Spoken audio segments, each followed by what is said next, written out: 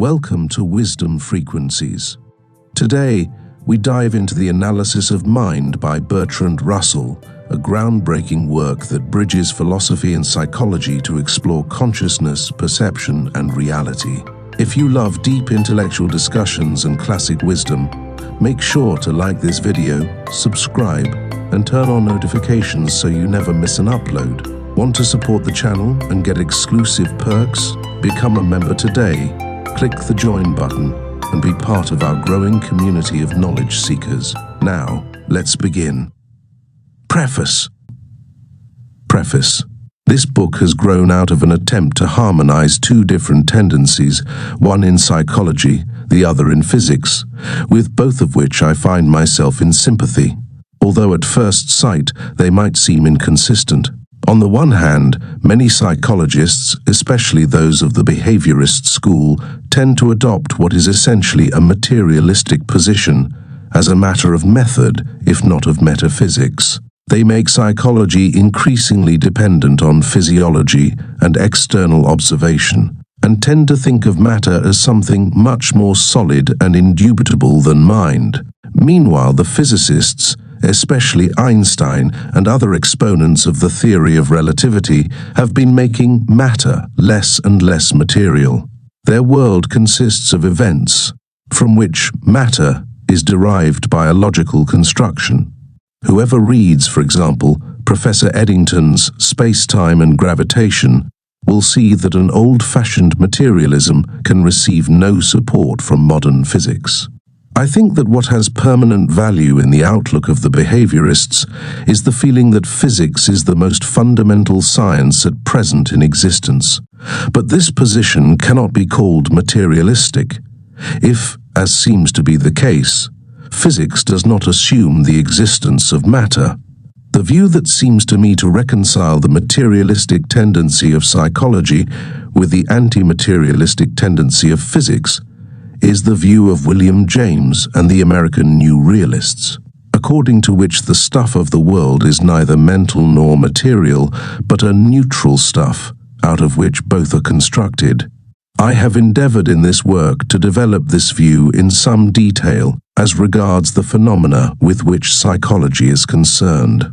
My thanks are due to Professor John B. Watson and to Dr. T. P. Nunn for reading my MSS at an early stage and helping me with many valuable suggestions, also to Mr. Awolgamuth for much very useful information as regards important literature. I have also to acknowledge the help of the editor of this library of philosophy, Professor Muirhead, for several suggestions by which I have profited. The work has been given in the form of lectures both in London and Peking, and one lecture, that on desire, has been published in the Athenaeum. There are a few allusions to China in this book, all of which were written before I had been in China, and are not intended to be taken by the reader as geographically accurate. I have used China merely as a synonym for a distant country, when I wanted illustrations of unfamiliar things. Peking, January 1921. Lecture 1. Recent Criticisms of Consciousness. There are certain occurrences which we are in the habit of calling mental. Among these we may take as typical believing and desiring. The exact definition of the word mental will, I hope, emerge as the lectures proceed. For the present, I shall mean by it whatever occurrences would commonly be called mental. I wish in these lectures to analyze as fully as I can what it is that really takes place when we, for example, believe or desire. In this first lecture, I shall be concerned to refute a theory which is widely held, and which I formerly held myself. The theory that the essence of everything mental is a certain quite peculiar, something called consciousness, conceived either as a relation to objects or as a pervading quality of psychical phenomena. The reasons which I shall give against this theory will be mainly derived from previous authors. There are two sorts of reasons, which will divide my lecture into two parts. Direct reasons, derived from analysis and its difficulties. Indirect reasons, derived from observation of animals and of the insane and hysterical, Few things are more firmly established in popular philosophy than the distinction between mind and matter. Those who are not professional metaphysicians are willing to confess that they do not know what mind actually is or how matter is constituted, but they remain convinced that there is an impassable gulf between the two, and that both belong to what actually exists in the world. Philosophers, on the other hand, have maintained often that matter is a mere fiction imagined by mind, and sometimes that mind is a mere property of a certain kind of matter. Those who maintain that mind is the reality and matter, an evil dream, are called idealists, a word which has a different meaning in philosophy from that which it bears in ordinary life.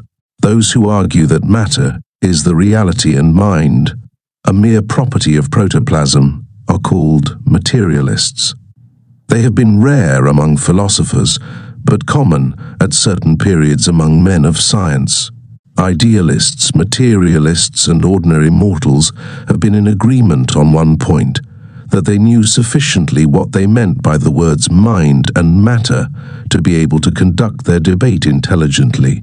Yet it was just in this point, as to which they were at one, that they seem to me to have been all alike in error. The stuff of which the world of our experience is composed is, in my belief, neither mind nor matter, but something more primitive than either. Both mind and matter seem to be composite, and the stuff of which they are compounded lies in a sense between the two, in a sense above them both, like a common ancestor. As regards matter, I have set forth my reasons for this view on former occasions, and I shall not now repeat them. But the question of mind is more difficult, and it is this question that I propose to discuss in these lectures. A great deal of what I shall have to say is not original. Indeed, much recent work in various fields has tended to show the necessity of such theories as those which I shall be advocating.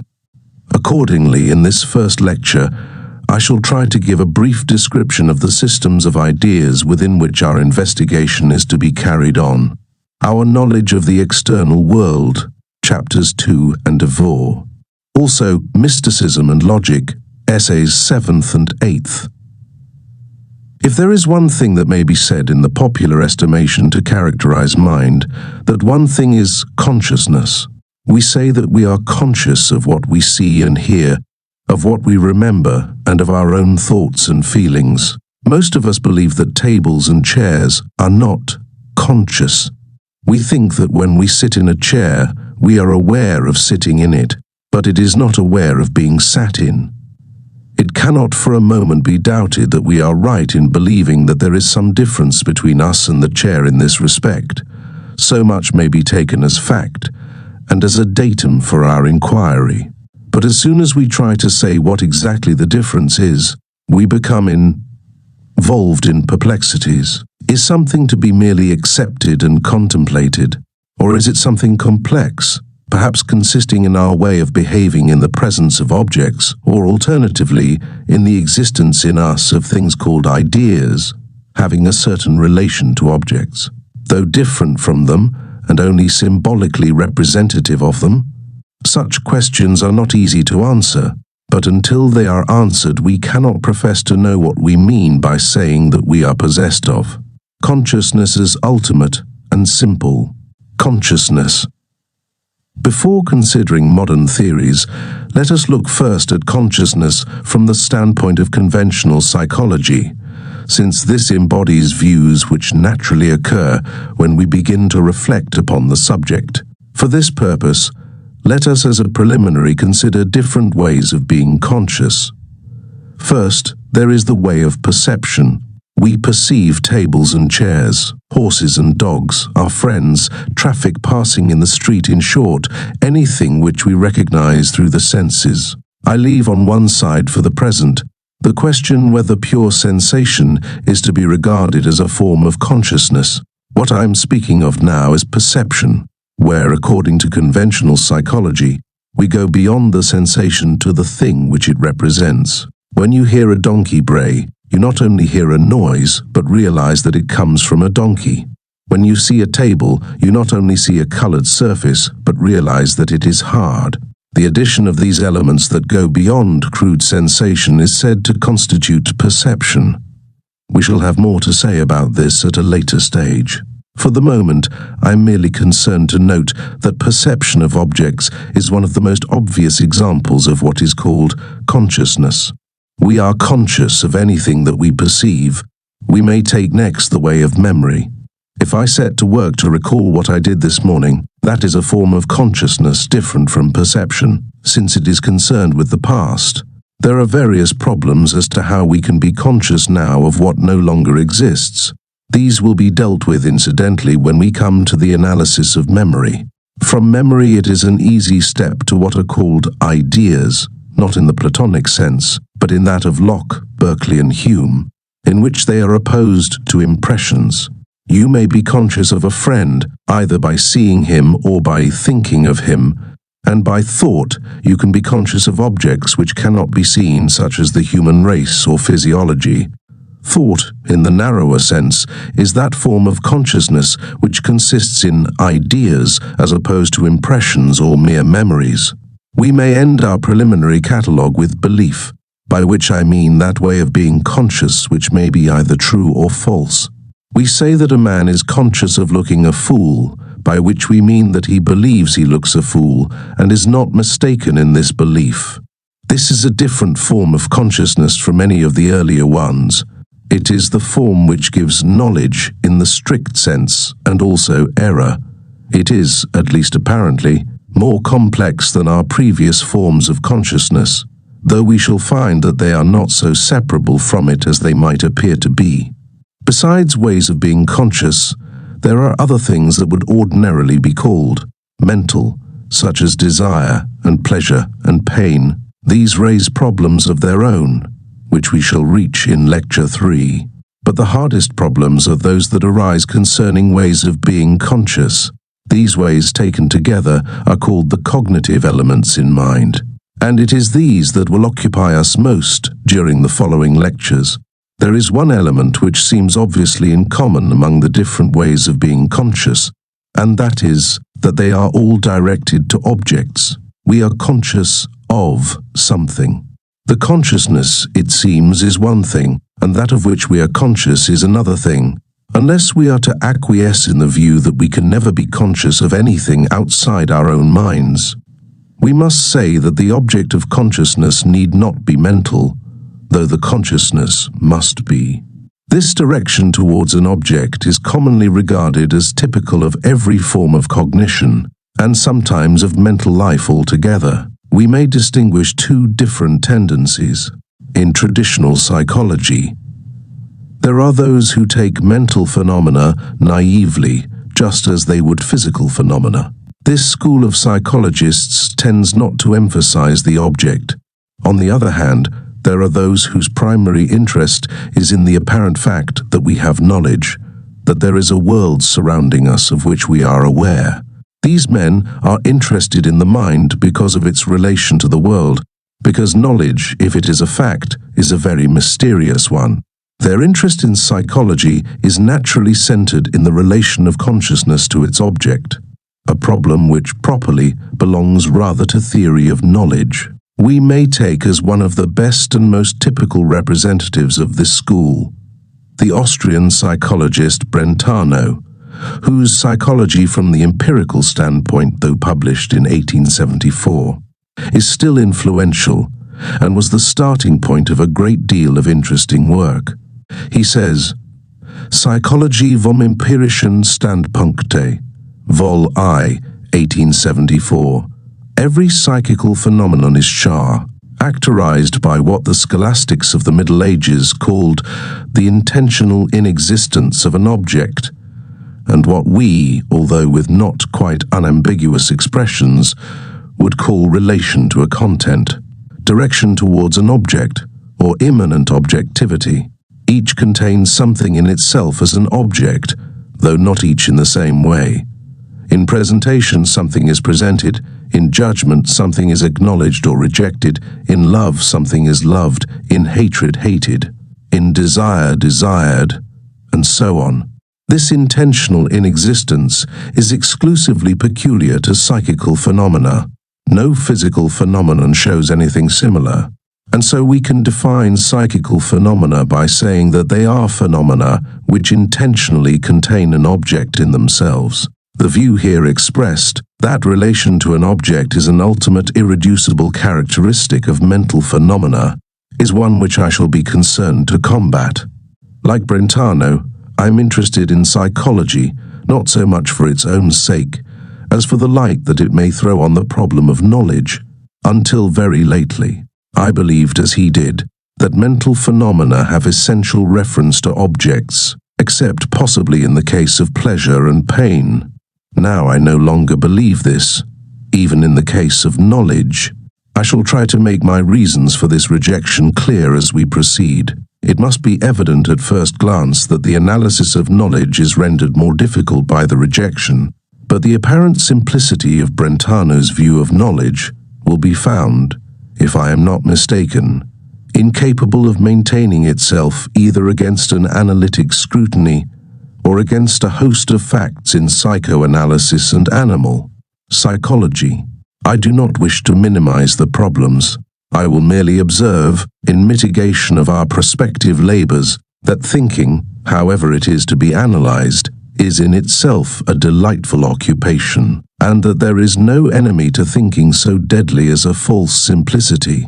Traveling, whether in the mental or the physical world, is a joy, and it is good to know that, in the mental world at least, there are vast countries still very imperfectly explored.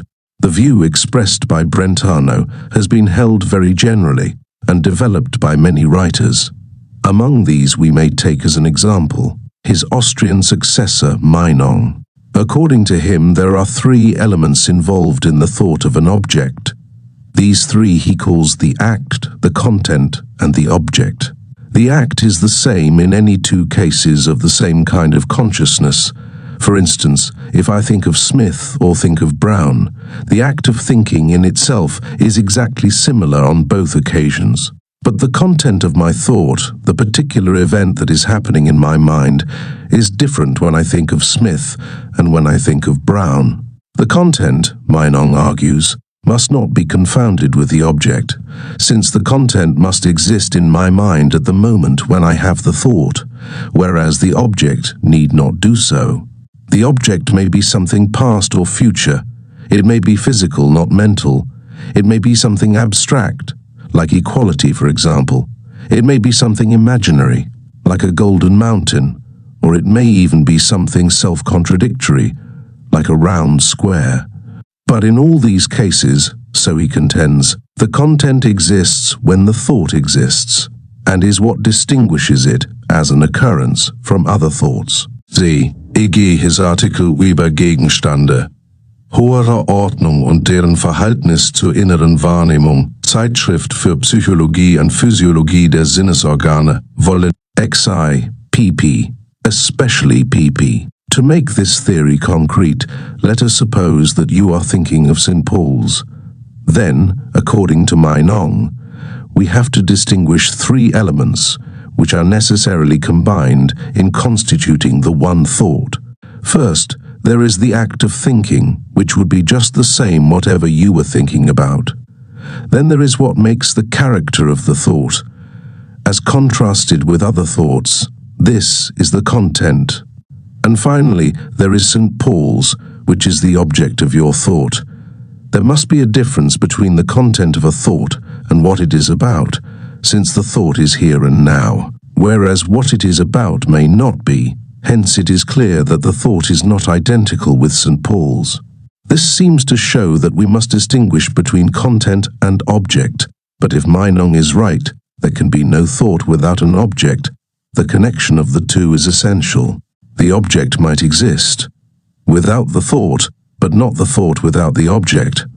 The three elements of act, content, and object are all required to constitute the one single occurrence called thinking of St. Paul's. The above analysis of a thought, though I believe it to be mistaken, is very useful as affording a schema in terms of which other theories can be stated. In the remainder of the present lecture, I shall state in outline the view which I advocate, and show how various other views, out of which mine has grown, result from modifications of the threefold analysis into act, content, and object. The first criticism I have to make is that the ACT seems unnecessary and fictitious. The occurrence of the content of a thought constitutes the occurrence of the thought.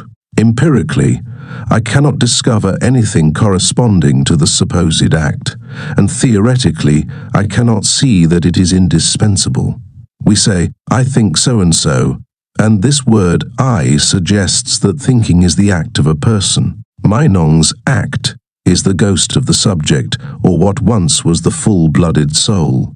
It is supposed that thoughts cannot just come and go, but need a person to think them. Now, of course it is true that thoughts can be collected into bundles, so that one bundle is my thoughts, another is your thoughts, and a third is the thoughts of Mr. Jones. But I think the person is not an ingredient in the single thought. He is rather constituted by relations of the thoughts to each other and to the body. This is a large question which need not, in its entirety, concern us at present.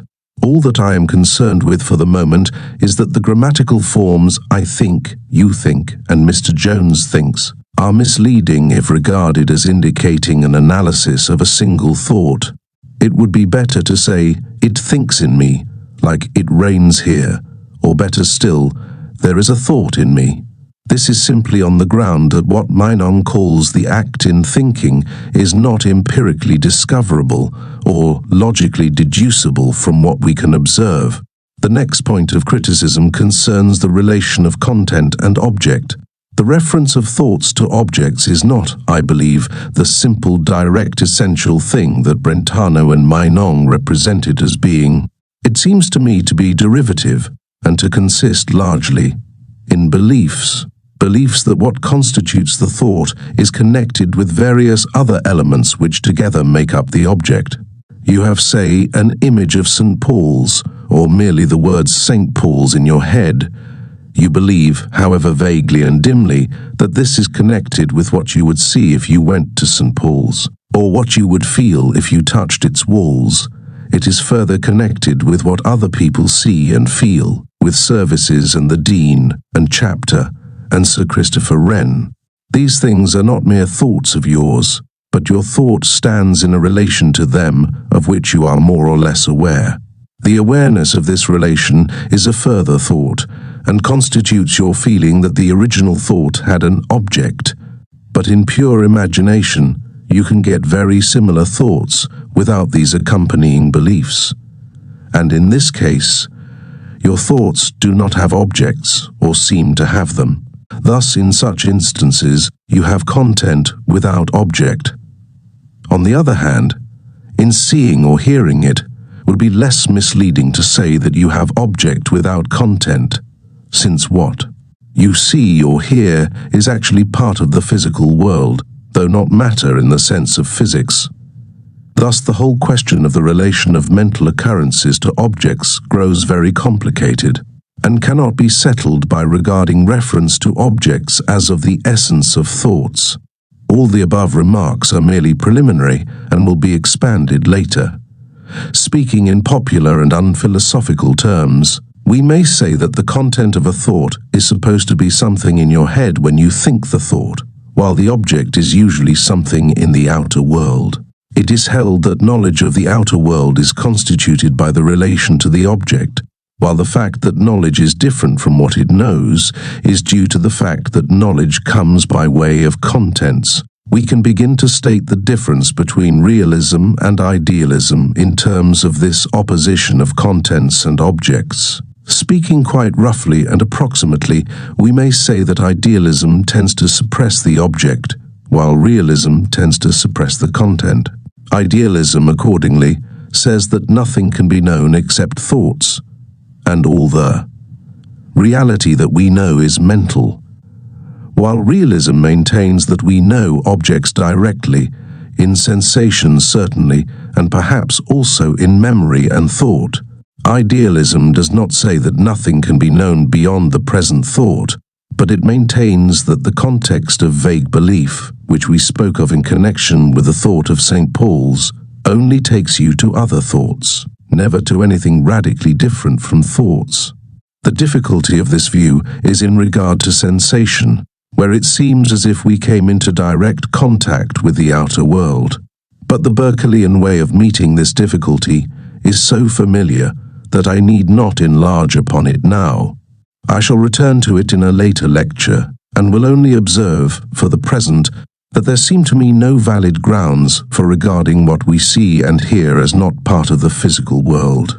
Realists, on the other hand, as a rule, suppress the content and maintain that a thought consists either of act and object alone, or of object alone.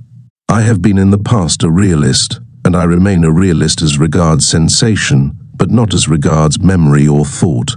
I will try to explain what seem to me to be the reasons for and against various kinds of realism. Modern idealism professes to be by no means confined to the present thought or the present thinker in regard to its knowledge. Indeed, it contends that the world is so organic, so dovetailed, that from any one portion the whole can be inferred, as the complete skeleton of an extinct animal can be inferred from one bone. But the logic by which this supposed organic nature of the world is nominally demonstrated appears to realists, as it does to me, to be faulty. They argue that if we cannot know the physical world directly, we cannot really know anything outside our own minds. The rest of the world may be merely our dream. This is a dreary view, and they therefore seek ways of escaping from it. Accordingly, they maintain that in knowledge we are in direct contact with objects, which may be, and usually are, outside our own minds. No doubt they are prompted to this view in the first place by bias, namely, by the desire to think that they can know of the existence of a world outside themselves. But we have to consider not what led them to desire the view, but whether their arguments for it are valid. There are two different kinds of realism, according as we make a thought consist of act and object, or of object alone. Their difficulties are different, but neither seems tenable all through. Take, for the sake of definiteness, the remembering of a past event. The remembering occurs now, and is therefore necessarily not identical with the past event. So long as we retain the act, this need cause no difficulty. The act of remembering occurs now, and has on this view a certain essential relation to the past event which it remembers. There is no logical objection to this theory, but there is the objection, which we spoke of earlier, that the act seems mythical, and is not to be found by observation. If, on the other hand, we try to constitute memory without the act, we are driven to a content, since we must have something that happens now, as opposed to the event which happened in the past. Thus, when we reject the act, which I think we must, we are driven to a theory of memory which is more akin to idealism. These arguments, however, do not apply to sensation. It is especially sensation, I think, which is considered by those realists who retain only the object. Their views, which are chiefly held in America, are in large measure derived from William James, and before going further it will be well to consider the revolutionary doctrine which he advocated. I believe this doctrine contains important new truth, and what I shall have to say will be in a considerable measure inspired by it. This is explicitly the case with Mach's Analysis of Sensations, a book of fundamental importance in the present connection. William James's view was first set forth in an essay called Does Consciousness Exist?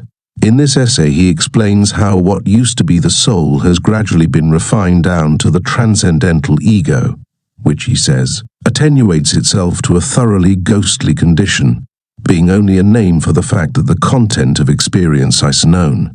It loses personal form and activity, these, passing over to the content, and becomes a bare Bewusstheit or Bewusstsein überhaupt, of which in its own right absolutely nothing can be said. I believe that consciousness, when once it has evaporated to this estate of pure diaphaneity, is on the point of disappearing altogether. It is the name of a non-entity, and has no right to a place among first principles.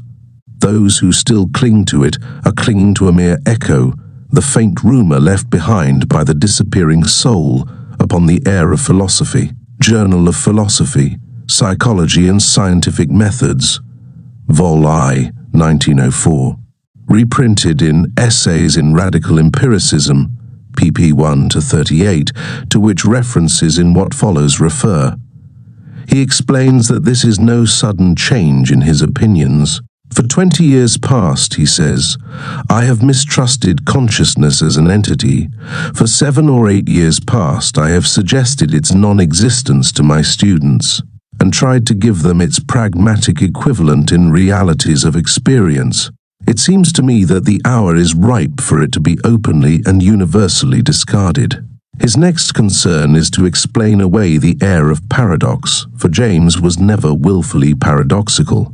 Undeniably, he says, thoughts do exist. I mean only to deny that the word stands for an entity, but to insist most emphatically that it does stand for a function. There is, no aboriginal stuff or quality of being, contrasted with that of which material objects are made, out of which our thoughts of them are made. But there is a function in experience which thoughts perform, and for the performance of which this quality of being is invoked. That function is knowing. James's view is that the raw material out of which the world is built up is not of two sorts, one matter and the other mind, but that it is arranged in different patterns by its interrelations, and that some arrangements may be called mental, while others may be called physical. My thesis is, he says, that if we start with the supposition that there is only one primal stuff or material in the world, a stuff of which everything is composed, and if we call that stuff pure experience, then knowing can ease, illy be explained as a particular sort of relation towards one another into which portions of pure experience may enter. The relation itself is a part of pure experience. One of its terms becomes the subject or bearer of the knowledge, the knower, the other becomes the object known. After mentioning the duality of subject and object, which is supposed to constitute consciousness, he proceeds in italics. Experience, I believe, has no such inner duplicity, and the separation of it into consciousness and content comes, not by way of subtraction, but by way of addition. He illustrates his meaning by the analogy of paint as it appears in a paint shop and as it appears in a picture. In the one case it is just saleable matter, while in the other it performs a spiritual function. Just so, I maintain, does a given undivided portion of experience, taken in one context of associates, play the part of a knower, of a state of mind, of consciousness, while in a different context the same undivided bit of experience plays the part of a thing known, of an objective content. In a word, in one group it figures as a thought, in another group as a thing. He does not believe in the supposed immediate certainty of thought. Let the case be what it may in others, he says, I am as confident as I am of anything that in myself the stream of thinking is only a careless name for what, when scrutinized, reveals itself to consist chiefly of the stream of my breathing. The I think, which Kant said must be able to accompany all my objects, is the I breathe, which actually does accompany them. The same view of consciousness is set forth in the succeeding essay, A World of Pure Experience. The use of the phrase pure experience in both essays points to a lingering influence of idealism. Experience, like consciousness, must be a product, not part of the primary stuff of the world. It must be possible, if James is right in his main contentions that roughly the same stuff, differently arranged, would not give rise to anything that could be called experience. This word has been dropped by the American realists, among whom we may mention specially Professor R.B. Perry of Harvard and Mr. Edwin B. Holt. The interests of this school are in general philosophy and the philosophy of the sciences rather than in psychology.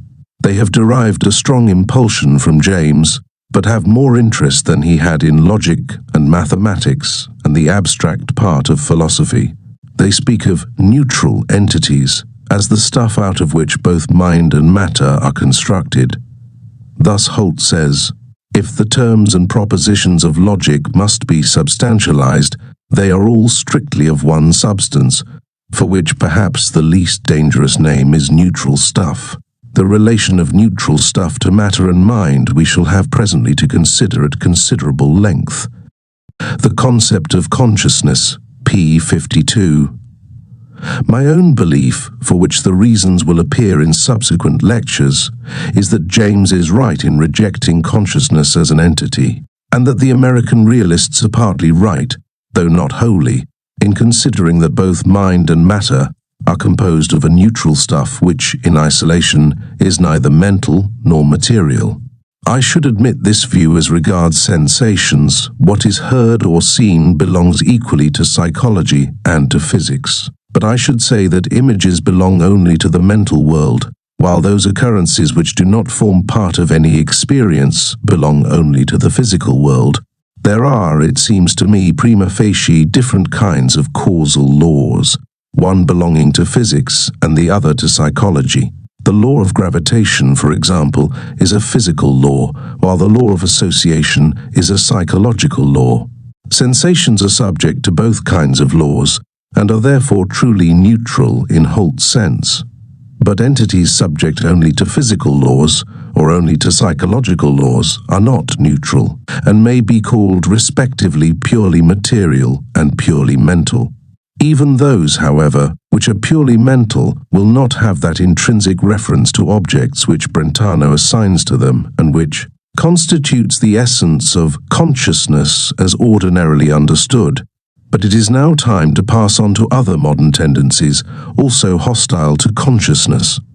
There is a psychological school called behaviorists, of whom the protagonist is Professor John B. Watson, formerly of the Johns Hopkins University. To them also, on the whole, belongs Professor John Dewey, who, with James and Dr. Schiller, was one of the three founders of pragmatism. The view of the behaviorists is that nothing can be known except by external observation. They deny altogether that there is a separate source of knowledge called introspection, by which we can know things about ourselves which we could never observe in others. They do not by any means deny that all sorts of things may go on in our minds. They only say that such things, if they occur, are not susceptible of scientific observation, and do not therefore concern psychology as a science. Psychology as a science, they say, is only concerned with behavior, that is, with what we do. This alone, they contend, can be accurately observed. Whether we think, meanwhile, they tell us, cannot be known. In their observation of the behavior of human beings, they have not so far found any evidence of thought. True, we talk a great deal, and imagine that in so doing we are showing that we can think, but behaviorists say that the talk they have to listen to can be explained without supposing that people think. Where you might expect a chapter on thought processes, you come instead upon a chapter on the language habit. It is humiliating to find how terribly adequate this hypothesis turns out to be. See especially his Behavior, an Introduction to Comparative Psychology, New York, 1914. Behaviorism has not, however, sprung from observing the folly of men. It is the wisdom of animals that has suggested the view. It has always been a common topic of popular discussion whether animals think. On this topic, people are prepared to take sides without having the vaguest idea what they mean by thinking. Those who desired to investigate such questions were led to observe the behavior of animals in the hope that their behavior would throw some light on their mental faculties. At first sight, it might seem that this is so. People say that a dog knows its name because it comes when it is called, and that it remembers its master because it looks sad in his absence, but wags its tail and barks when he returns.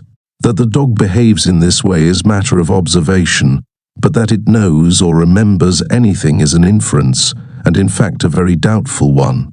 The more such inferences are examined, the more precarious they are seen to be. Hence, the study of animal behavior has been gradually led to abandon all attempt at mental interpretation, and it can hardly be doubted that in many cases of complicated behavior, very well adapted to its ends, there can be no provision of those ends. The first time a bird builds a nest, we can hardly suppose it knows that there will be eggs to be laid in it, or that it will sit on the eggs, or that they will hatch into young birds. It does what it does at each stage because instinct gives it an impulse to do just that, not because it foresees and desires the result of its actions. An interesting discussion of the question whether instinctive actions, when first performed, involve any provision, however vague, will be found in Lloyd Morgan's Instinct and Experience chap. Careful observers of animals, being anxious to avoid precarious inferences, have gradually discovered more and more how to give an account of the actions of animals without assuming what we call consciousness. It has seemed to the behaviorists that similar methods can be applied to human behavior without assuming anything not open to external observation. Let us give a crude illustration, too crude for the authors in question, but capable of affording a rough insight into their meaning. Suppose two children in a school, both of whom are asked, "What is 6 times 9? One says 54, the other says 56. The one, we say, knows what 6 times 9 is, the other does not. But all that we can observe is a certain language habit. The one child has acquired the habit of saying, 6 times 9 is 54. The other has not. There is no more need of thought in this than there is when a horse turns into his accustomed stable. There are merely more numerous and complicated habits. There is obviously an observable fact called knowing such and such a thing. Examinations are experiments for discovering such facts. But all that is observed or discovered is a certain set of habits in the use of words. The thoughts in the mind of the examinee are of no interest to the examiner, nor has the examiner any reason to suppose even the most successful examinee capable of even the smallest amount of thought. Thus what is called knowing, in the sense in which we can ascertain what other people know, is a phenomenon exemplified in their physical behavior, including spoken and written words. There is no reason, so Watson argues, to suppose that their knowledge is anything beyond the habits shown in this behavior. The inference that other people have something non-physical called mind or thought is therefore unwarranted. So far, there is nothing particularly repugnant to our prejudices in the conclusions of the behaviorists, that other people are thoughtless, but when it comes to ourselves, we feel convinced that we can actually perceive our own thinking. Cogito ergo sum will be regarded by most people as having a true premise. This, however, the behaviorist denies. He maintains that our knowledge of ourselves is no different in kind from our knowledge of, we are all willing to admit, other people. We may see more because our own body is easier to observe than that of other people, but we do not see anything radically unlike what we see of others. Introspection, as a separate source of knowledge, is entirely denied by psychologists of this school. I shall discuss this question at length in a later lecture. For the present, I will only observe that it is by no means simple, and that, though I believe the behaviorists somewhat overstate their case, yet there is an important element of truth in their contention, since the things which we can discover by introspection do not seem to differ in any very fundamental way from the things which we discover by external observation. So far, we have been principally concerned with knowing, but it might well be maintained that desiring is what is really most characteristic of mind. Human beings are constantly engaged in achieving some end. They feel pleasure in success and pain in failure. In a purely material world, it may be said, there would be no opposition of pleasant and unpleasant, good and bad, what is desired and what is feared. A man's acts are governed by purposes. He decides, let us suppose, to go to a certain place, whereupon he proceeds to the station, takes his ticket and enters the train. If the usual route is blocked by an accident, he goes by some other route. All that he does is determined, or so it seems, by the end he has in view, by what lies in front of him, rather than by what lies behind. With dead matter, this is not the case. A stone at the top of a hill may start rolling, but it shows no pertinacity in trying to get to the bottom. Any ledge or obstacle will stop it, and it will exhibit no signs of discontent if this happens. It is not attracted by the pleasantness of the valley, as a sheep or cow might be, but propelled by the steepness of the hill at the place where it is. In all this we have characteristic differences between the behavior of animals and the behavior of matter as studied by physics. Desire, like knowledge, is of course, in one sense, an observable phenomenon. An elephant will eat a bun, but not a mutton chop. A duck will go into the water, but a hen will not. But when we think of our own desires, most people believe that we can know them by an immediate self-knowledge, which does not depend upon observation of our actions. Yet if this were the case, it would be odd that people are so often mistaken as to what they desire. It is matter of common observation that so-and-so does not know his own motives, or that A is envious of B and malicious about him, but quite unconscious of being so. Such people are called self-deceivers, and are supposed to have had to go through some more or less elaborate process of concealing from themselves what would otherwise have been obvious. I believe that this is an entire mistake. I believe that the discovery of our own motives can only be made by the same process by which we discover other people's, namely, the process of observing our actions and inferring the desire which could prompt them. A desire is conscious when we have told ourselves that we have it. A hungry man may say to himself, "Oh, I do want my lunch." Then his desire is conscious. But it only differs from an unconscious desire by the presence of appropriate words, which is by no means a fundamental difference. The belief that a motive is normally conscious makes it easier to be mistaken as to our own motives than as to other people's. When some desire that we should be ashamed of is attributed to us, we notice that we have never had it consciously, in the sense of saying to ourselves, "I wish that would happen." We therefore look for some other interpretation of our actions and regard our friends as very unjust when they refuse to be convinced by our repudiation of what we hold to be a calumny. Moral considerations greatly increase the difficulty of clear thinking in this matter. It is commonly argued that people are not to blame for unconscious motives, but only for conscious ones. In order, therefore, to be wholly virtuous, it is only necessary to repeat virtuous formulas. We say, "I desire to be kind to my friends, honorable in business, philanthropic towards the poor, public-spirited in politics." So long as we refuse to allow ourselves, even in the watches of the night, to avow any contrary desires, we may be bullies at home, shady in the city, skinflints in paying wages and profiteers in dealing with the public. Yet, if only conscious motives are to count in moral valuation, we shall remain model characters. This is an agreeable doctrine, and it is not surprising that men are unwilling to abandon it. But moral considerations are the worst enemies of the scientific spirit, and we must dismiss them from our minds if we wish to arrive at truth. I believe, as I shall try to prove in a later lecture, that desire, like force in mechanics, is of the nature of a convenient fiction for describing shortly certain laws of behavior. A hungry animal is restless until it finds food. Then it becomes quiescent. The thing which will bring a restless condition to an end is said to be what is desired.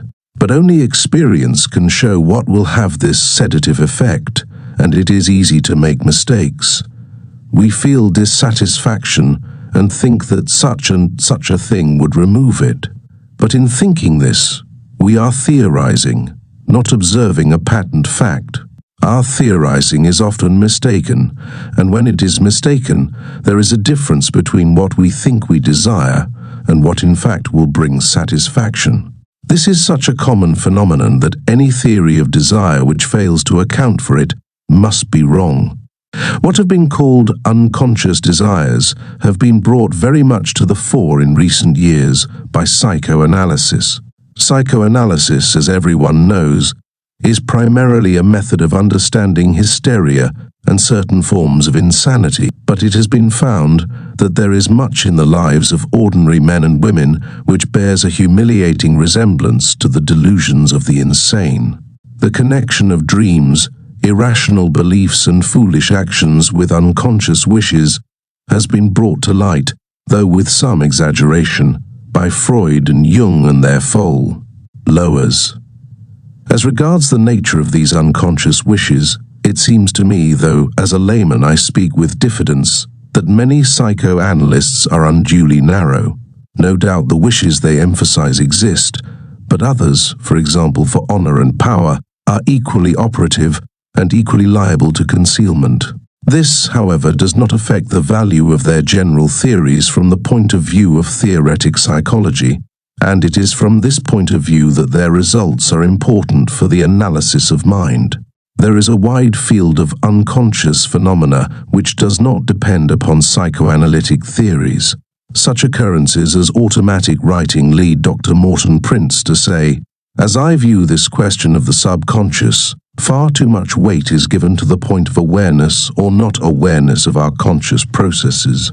As a matter of fact, we find entirely identical phenomena, that is, identical in every respect, but one that of awareness, in which sometimes we are aware of these conscious phenomena and sometimes not."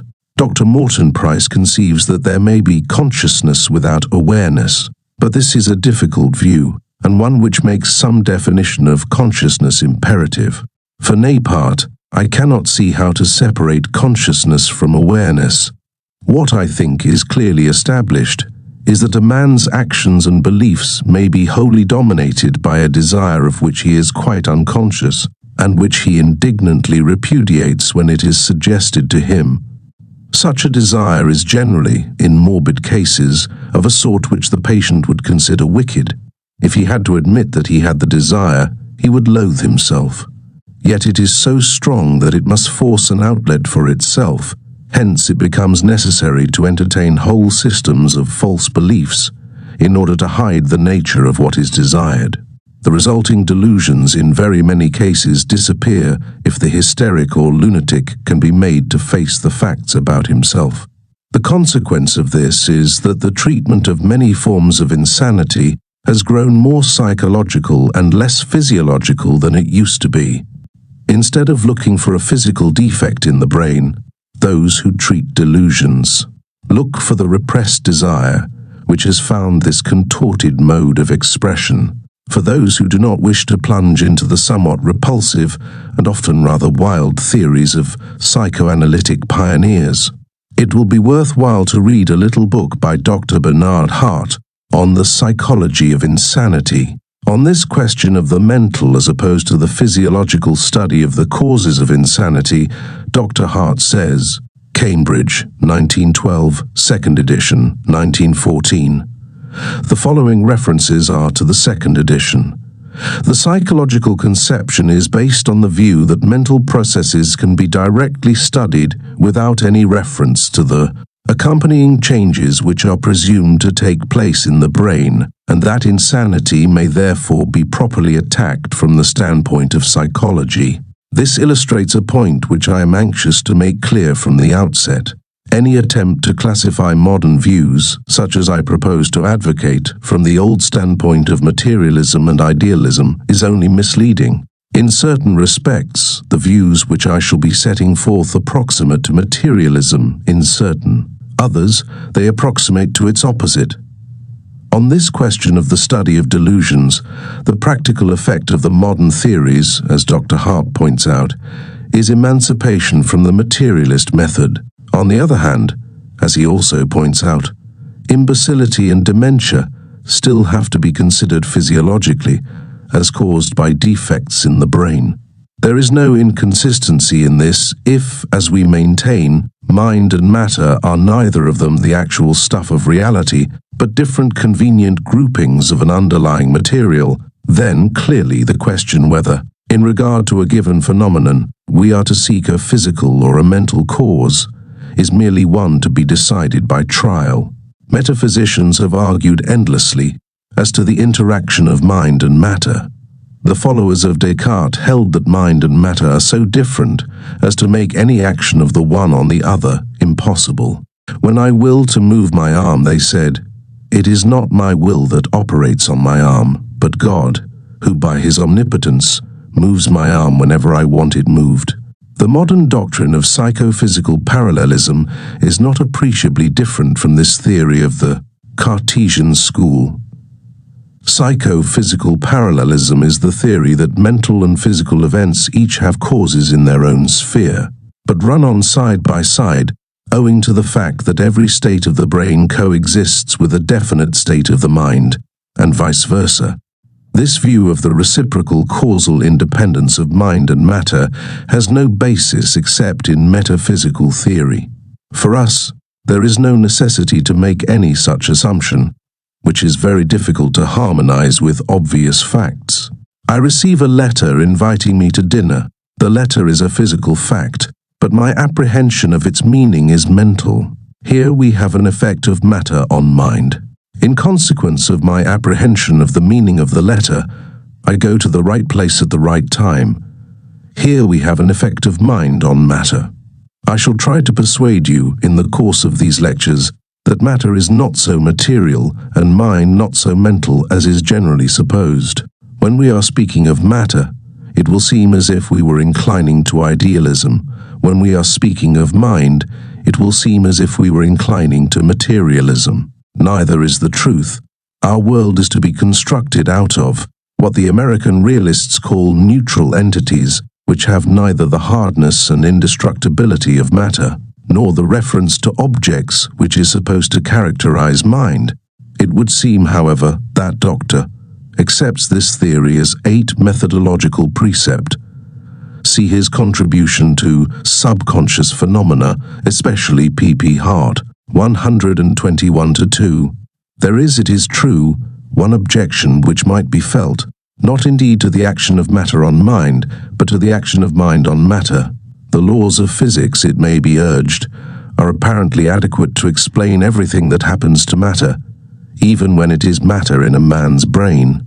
This, however, is only a hypothesis, not an established theory.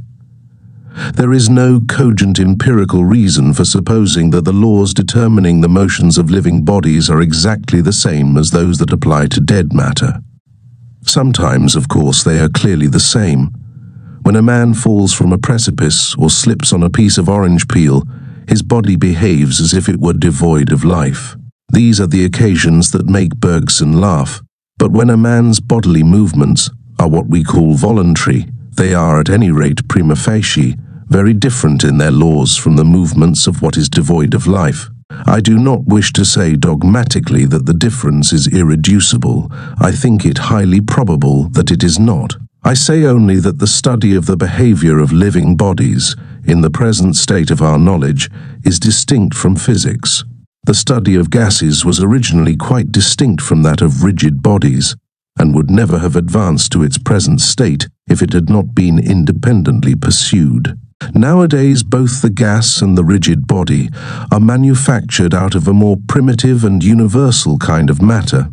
In like manner, as a question of methodology, the laws of living bodies are to be studied, in the first place, without any undue haste to subordinate them to the laws of physics. Boyle's law and the rest had to be discovered before the kinetic theory of gases became possible. But in psychology, we are hardly yet at the stage of Boyle's law. Meanwhile, we need not be held up by the bogey of the universal rigid exactness of physics. This is, as yet, a mere hypothesis to be tested empirically without any preconceptions. It may be true or it may not. So far, that is all we can say. Returning from this digression to our main topic, namely the criticism of consciousness, we observe that Freud and his followers, though they have demonstrated beyond dispute the immense importance of unconscious desires in determining our actions and beliefs, have not attempted the task of telling us what an unconscious desire actually is, and have thus invested their doctrine with an air of mystery and mythology, which forms a large part of its popular attractiveness. They speak always as though it were more normal for a desire to be conscious, and as though a positive cause had to be assigned for its being unconscious. Thus, the unconscious becomes a sort of underground prisoner, living in a dungeon, breaking in at long intervals upon our daylight respectability with dark groans and maledictions and strange atavistic lusts. The ordinary reader, almost inevitably, thinks of this underground person as another consciousness, prevented by what Freud calls the censor from making his. Voice heard in company, except on rare and dreadful occasions when he shouts so loud that everyone hears him and there is a scandal. Most of us like the idea that we could be desperately wicked if only we let ourselves go. For this reason, the Freudian unconscious has been a consolation to many quiet and well-behaved persons. I do not think the truth is quite so picturesque as this. I believe an unconscious desire is merely a causal law of our behavior, namely, that we remain restlessly active until a certain state of affairs is realized. When we achieve temporary equilibrium, if we know beforehand what this state of affairs is, our desire is conscious, if not unconscious. The unconscious desire is not something actually existing, but merely a tendency to a certain behavior. It has exactly the same status as a force in dynamics. The unconscious desire is in no way mysterious. It is the natural primitive form of desire, from which the other has developed through our habit of observing and theorizing. It is not necessary to suppose, as Freud seems to do, that every unconscious wish was once conscious and was then, in his terminology, repressed because we disapproved of it. On the contrary, we shall suppose that, although Freudian repression undoubtedly occurs and is important, it is not the usual reason for unconsciousness of our wishes. The usual reason is merely that wishes are all, to begin with, unconscious, and only become known when they are actively noticed. Usually, from laziness, people do not notice, but accept the theory of human nature which they find current, and attribute to themselves whatever wishes this theory would lead them to expect. We used to be full of virtuous wishes, but since Freud our wishes have become, in the words of the prophet Jeremiah, deceitful above all things and desperately wicked. Both these views, in most of those who have held them, are the product of theory rather than observation. For observation requires effort, whereas repeating phrases does not. C.F. Hart, The Psychology of Insanity, p. 19. The interpretation of unconscious wishes which I have been advocating has been set forth briefly by Professor John B. Watson in an article called The Psychology of Wish Fulfillment, which appeared in The Scientific Monthly in November 1916. Two quotations will serve to show his point of view. The Freudians have made more or less of a metaphysical entity out of the censor. They suppose that when wishes are repressed, they are repressed into the unconscious, and that this mysterious censor stands at the trapdoor lying between the conscious and the unconscious. Many of us do not believe in a world of the unconscious, hence we try to explain censorship along ordinary biological lines. We believe that one group of habits can down another group of habits or instincts. In this case, our ordinary system of habits, those which we call expressive of our real selves, inhibit or quench those habits and instinctive tendencies which belong largely in the past. Again, after speaking of the frustration of some impulses which is involved in acquiring the habits of a civilized adult, he continues, "It is among these frustrated impulses that I would find the biological basis of the unfulfilled wish. Such wishes need never have been conscious, and need never have been suppressed into Freud's realm of the unconscious. It may be inferred from this that there is no particular reason for applying the term wish to such tendencies. One of the merits of the general analysis of mind, which we shall be concerned with in the following lectures, is that it removes the atmosphere of mystery from the phenomena brought to light by the psychoanalysts. Mystery is delightful but unscientific, since it depends upon ignorance. Man has developed out of the animals, and there is no serious gap between him and the amoeba. Something closely analogous to knowledge and desire, as regards its effects on behavior, exists among animals. Even where what we call consciousness is hard to believe in, something equally analogous exists in ourselves in cases where no trace of consciousness can be found. It is therefore natural to suppose that, whatever may be the correct definition of consciousness, consciousness is not the essence of life or mind. In the following lectures, accordingly, this term will disappear until we have dealt with words, when it will re-emerge as mainly a trivial and unimportant outcome of linguistic habits. Lecture 2. Instinct and Habit. In attempting to understand the elements out of which mental phenomena are compounded, it is of the greatest importance to remember that from the protozoa to man, there is nowhere a very wide gap, either in structure or in behavior. From this fact, it is a highly probable inference that there is also nowhere a very wide mental gap. It is, of course, possible that there may be, at certain stages in evolution, elements which are entirely new from the standpoint of analysis, though in their nascent form they have little influence on behavior and no very marked correlatives in structure. But the hypothesis of continuity in mental development is clearly preferable if no psychological facts make it impossible. We shall find, if I am not mistaken, that there are no facts which refute the hypothesis of mental continuity, and that, on the other hand, this hypothesis affords a useful test of suggested theories as to the nature of mind. The hypothesis of mental continuity throughout organic evolution may be used in two different ways. On the one hand, it may be held that we have more knowledge of our own minds than those of animals, and that we should use this knowledge to infer the existence of something similar to our own mental processes in animals, and even in plants. On the other hand, it may be held that animals and plants present simpler phenomena, more easily analyzed than those of human minds. On this ground, it may be urged that explanations which are adequate in the case of animals ought not to be lightly rejected in the case of man. The practical effects of these two views are diametrically opposite. The first leads us to level up animal intelligence with what we believe ourselves to know about our own intelligence, while the second leads us to attempt a leveling down of our own intelligence to something not too remote from what we can observe in animals. It is therefore important to consider the relative justification of the two ways of applying the principle of continuity. It is clear that the question turns upon another, namely, which can we know best, the psychology of animals or that of human beings?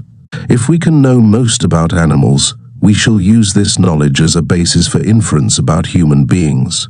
If we can know most about human beings, we shall adopt the opposite procedure. And the question whether we can know most about the psychology of human beings or about that of animals turns upon yet another, namely, is introspection or external observation the surer method in psychology?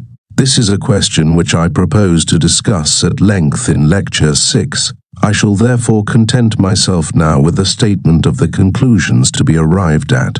We know a great many things concerning ourselves, which we cannot know nearly so directly concerning animals or even other people. We know when we have a toothache, what we are thinking of, what dreams we have when we are asleep, and a host of other occurrences which we only know about others when they tell us of them, or otherwise make them inferable by their behavior. Thus, so far as knowledge of detached facts is concerned, the advantage is on the side of self-knowledge as against external observation. But when we come to the analysis and scientific understanding of the facts, the advantages on the side of self-knowledge become far less clear. We know, for example, that we have desires and beliefs, but we do not know what constitutes a desire or a belief. The phenomena are so familiar that it is difficult to realize how little we really know about them.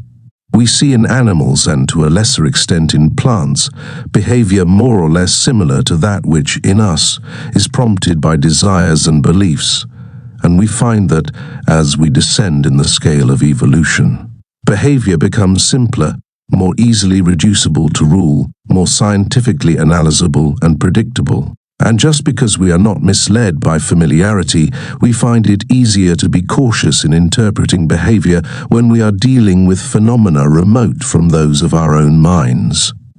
Moreover, introspection, as psychoanalysis has demonstrated, is extraordinarily fallible even in cases where we feel a high degree of certainty.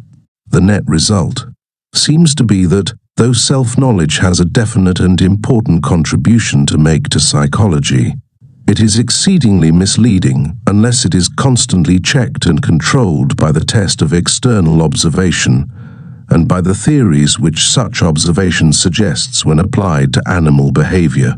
On the whole, therefore, there is probably more to be learnt about human psychology from animals than about animal psychology from human beings. But this conclusion is one of degree and must not be pressed beyond a point. It is only bodily phenomena that can be directly observed in animals, or even, strictly speaking, in other human beings. We can observe such things as their movements, their physiological processes, and the sounds they emit. Such things as desires and beliefs, which seem obvious to introspection, are not visible directly to external observation. Accordingly, if we begin our study of psychology by external observation, we must not begin by assuming such things as desires and beliefs, but only such things as external observation can reveal, which will be characteristics of the movements and physiological processes of an imals. Some animals, for example, always run away from light and hide themselves in dark places. If you pick up a mossy stone which is lightly embedded in the earth, you will see a number of small animals scuttling away from the unwanted daylight and seeking again the darkness of which you have deprived them. Such animals are sensitive to light in the sense that their movements are affected by it, but it would be rash to infer that they have sensations in any way analogous to our sensations of sight. Such inferences, which go beyond the observable facts, are to be avoided with the utmost care. It is customary to divide human movements into three classes: voluntary, reflex, and mechanical. We may illustrate the distinction by a quotation from William James.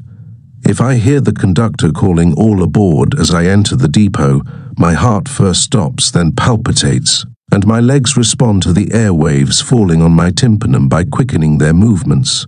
If I stumble as I run, the sensation of falling provokes a movement of the hands towards the direction of the fall, the effect of which is to shield the body from too sudden a shock. If a cinder enter my eye, its lids close forcibly, and a copious flow of tears tends to wash it out. These three responses to a sensational stimulus differ, however, in many respects. The closure of the eye and the lacrimation are quite involuntary, and so is the disturbance of the heart. Such involuntary responses we know as reflex acts. The motion of the arms to break the shock of falling may also be called reflex, since it occurs too quickly to be deliberately intended. Whether it be instinctive, or whether it result from the pedestrian education of childhood, may be doubtful. It is, at any rate, less automatic than the previous acts, for a man might by conscious effort learn to perform it more skillfully, or even to suppress it altogether. Actions of this kind, with which instinct and volition enter upon equal terms, have been called semi-reflex. The act of running towards the train, on the other hand, has no instinctive element about it. It is purely the result of education and is preceded by a consciousness of the purpose to be attained and a distinct mandate of the will. It is a voluntary act. Thus, the animal's reflex and voluntary performances shade into each other gradually, being connected by acts which may often occur automatically, but may also be modified by conscious intelligence. An outside observer, unable to perceive the accompanying consciousness, might be wholly at a loss to discriminate between the automatic acts and those which volition escorted. But if the criterion of mind's existence be the choice of the proper means for the attainment of a supposed end, all the acts alike seem to be inspired by intelligence, for appropriateness characterizes them all alike. There is one movement among those that James mentions at first, which is not subsequently classified, namely, the stumbling. This is the kind of movement which may be called mechanical. It is evidently of a different kind from either reflex or voluntary movements, and more akin to the movements of dead matter. We may define a movement of an animal's body as mechanical when it proceeds as if only dead matter were involved. For example, if you fall over a cliff, you move under the influence of gravitation, and your center of gravity describes just as correct a parabola as if you were already dead. Mechanical movements have not the characteristic of appropriateness, unless by accident, as when a drunken man falls into a water butt and is sobered. But reflex and voluntary movements are not always appropriate, unless in some very recondite sense. A moth flying into a lamp is not acting sensibly. No more is a man who is in such a hurry to get his ticket that he cannot remember the name of his destination. Appropriateness is a complicated and merely approximate idea, and for the present we shall do well to dismiss it from our thoughts. As James states, there is no difference, from the point of view of the outside observer, between voluntary and reflex movements. The physiologist can discover that both depend upon the nervous system, and he may find that the movements which we call voluntary depend upon higher centers in the brain than those that are reflex. But he cannot discover anything as to the presence or absence of will or consciousness, for these things can only be seen from within, if at all. For the present, we wish to place ourselves resolutely in the position of outside observers. We will therefore ignore the distinction between voluntary and reflex movements. We will call the two together vital movements. We may then distinguish vital from mechanical movements by the fact that vital movements depend for their causation upon the special properties of the nervous system, while mechanical movements depend only upon the properties which animal bodies share with matter in general. There is need for some care if the distinction between mechanical and vital movements is to be made precise.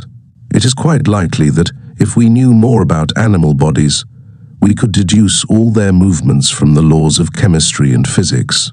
It is already fairly easy to see how chemistry reduces to physics. That is how the differences between different chemical elements can be accounted for by differences of physical structure, the constituents of the structure being electrons, which are exactly alike in all kinds of matter. We only know in part how to reduce physiology to chemistry, but we know enough to make it likely that the reduction is possible. If we suppose it effected, what would become of the difference between vital and mechanical movements? Some analogies will make the difference clear. A shock to a mass of dynamite produces quite different effects from an equal shock to a mass of steel. In the one case there is a vast explosion, while in the other case there is hardly any noticeable disturbance. Similarly, you may sometimes find on a mountainside a large rock poised so delicately that a touch will set it crashing down into the valley, while the rocks all round are so firm that only a considerable force can dislodge them. What is analogous in these two cases is the existence of a great store of energy in unstable equilibrium, ready to burst into violent motion by the addition of a very slight disturbance. Similarly, it requires only a very slight expenditure of energy to send a postcard with the words, "All is discovered, fly." But the effect in generating kinetic energy is said to be amazing. A human body, like a mass of dynamite, contains a store of energy in unstable equilibrium, ready to be directed in this direction, or that by a disturbance which is physically very small, such as a spoken word. In all such cases, the reduction of behavior to physical laws can only be effected by entering into great minuteness. So long as we confine ourselves to the observation of comparatively large masses, the way in which the equilibrium will be upset cannot be determined. Physicists distinguish between macroscopic and microscopic equations. The former determine the visible movements of bodies of ordinary size, the latter the minute occurrences in the smallest parts. It is only the microscopic equations that are supposed to be the same for all sorts of matter. The macroscopic equations result from a process of averaging out, and may be different in different cases. So, in our instance, the laws of macroscopic phenomena are different for mechanical and vital movements, though the laws of microscopic phenomena may be the same.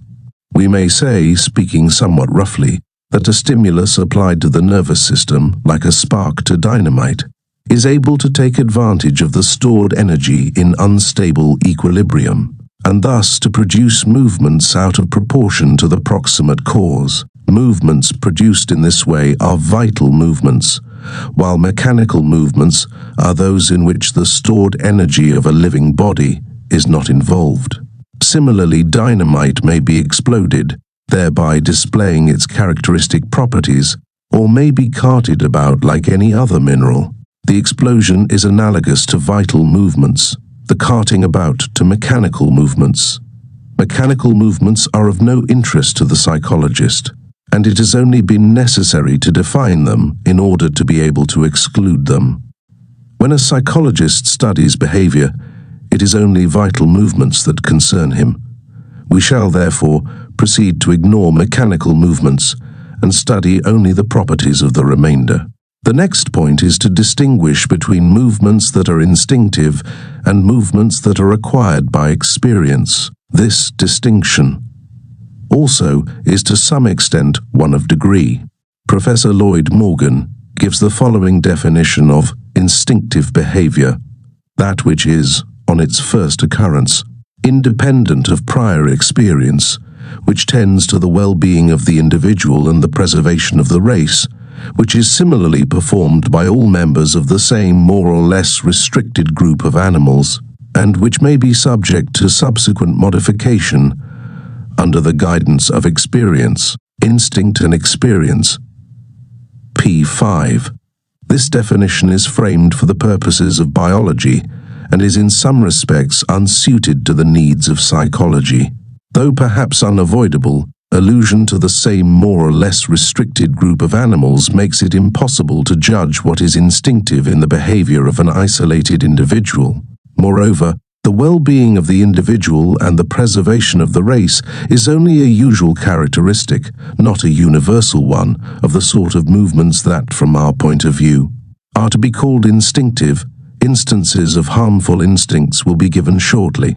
The essential point of the definition, from our point of view, is that an instinctive movement is independent of prior experience. We may say that an instinctive movement is a vital movement performed by an animal the first time that it finds itself in a novel situation, or, more correctly, one which it would perform if the situation were novel. The instincts of an animal are different at different periods of its growth, and this fact may cause changes of behavior which are not due to learning. The maturing and seasonal fluctuation of the sex instinct affords a good illustration.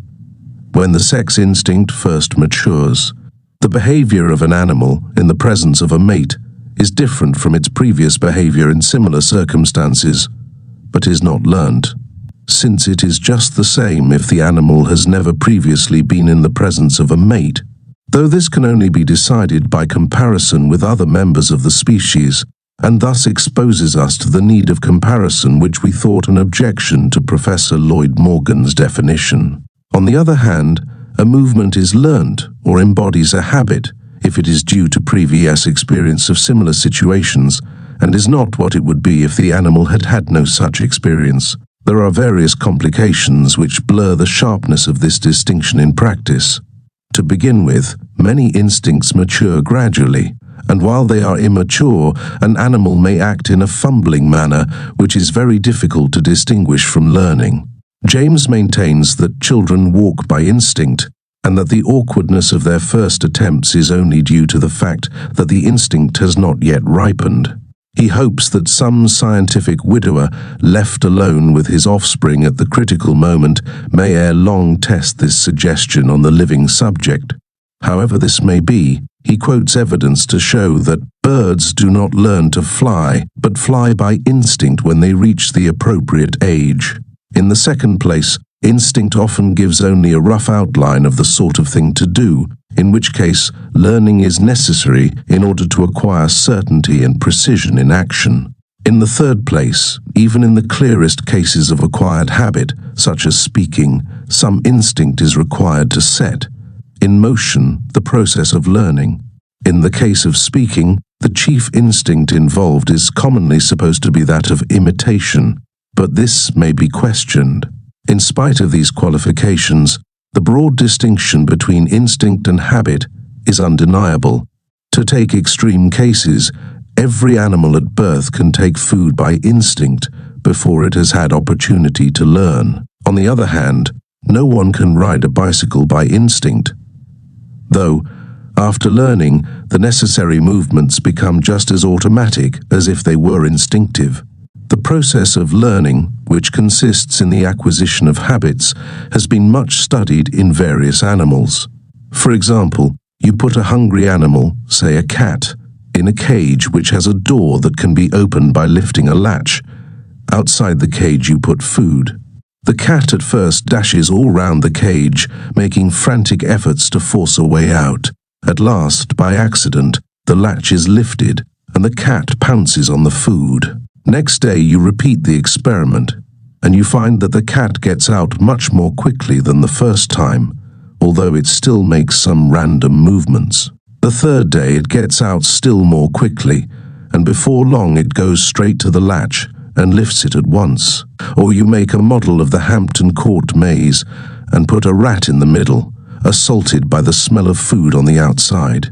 The rat starts running down the passages and is constantly stopped by blind alleys, but at last, by persistent attempts, it gets out.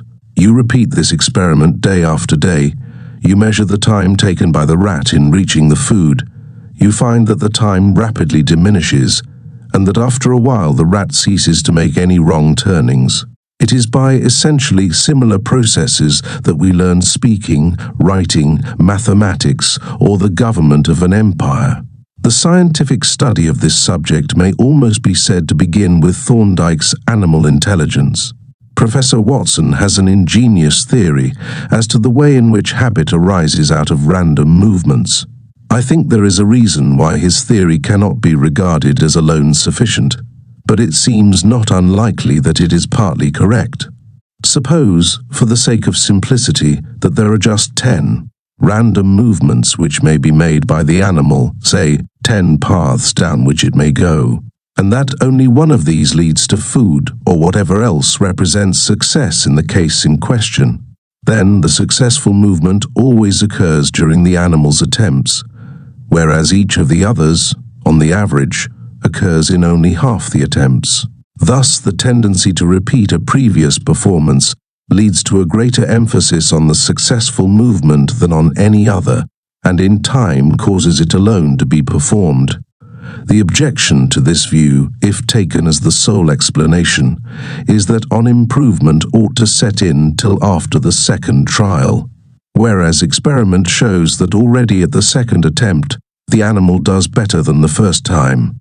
Something further is, therefore, required to account for the genesis of habit from random movements, but I see no reason to suppose that what is further required involves consciousness.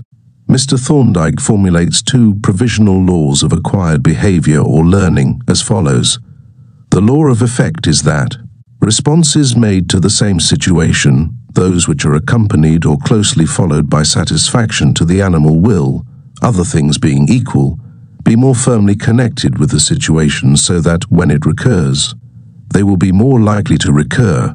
Those which are accompanied or closely followed by discomfort to the animal will, other things being equal, have their connections with that situation weakened so that, when it recurs, they will be less likely to occur.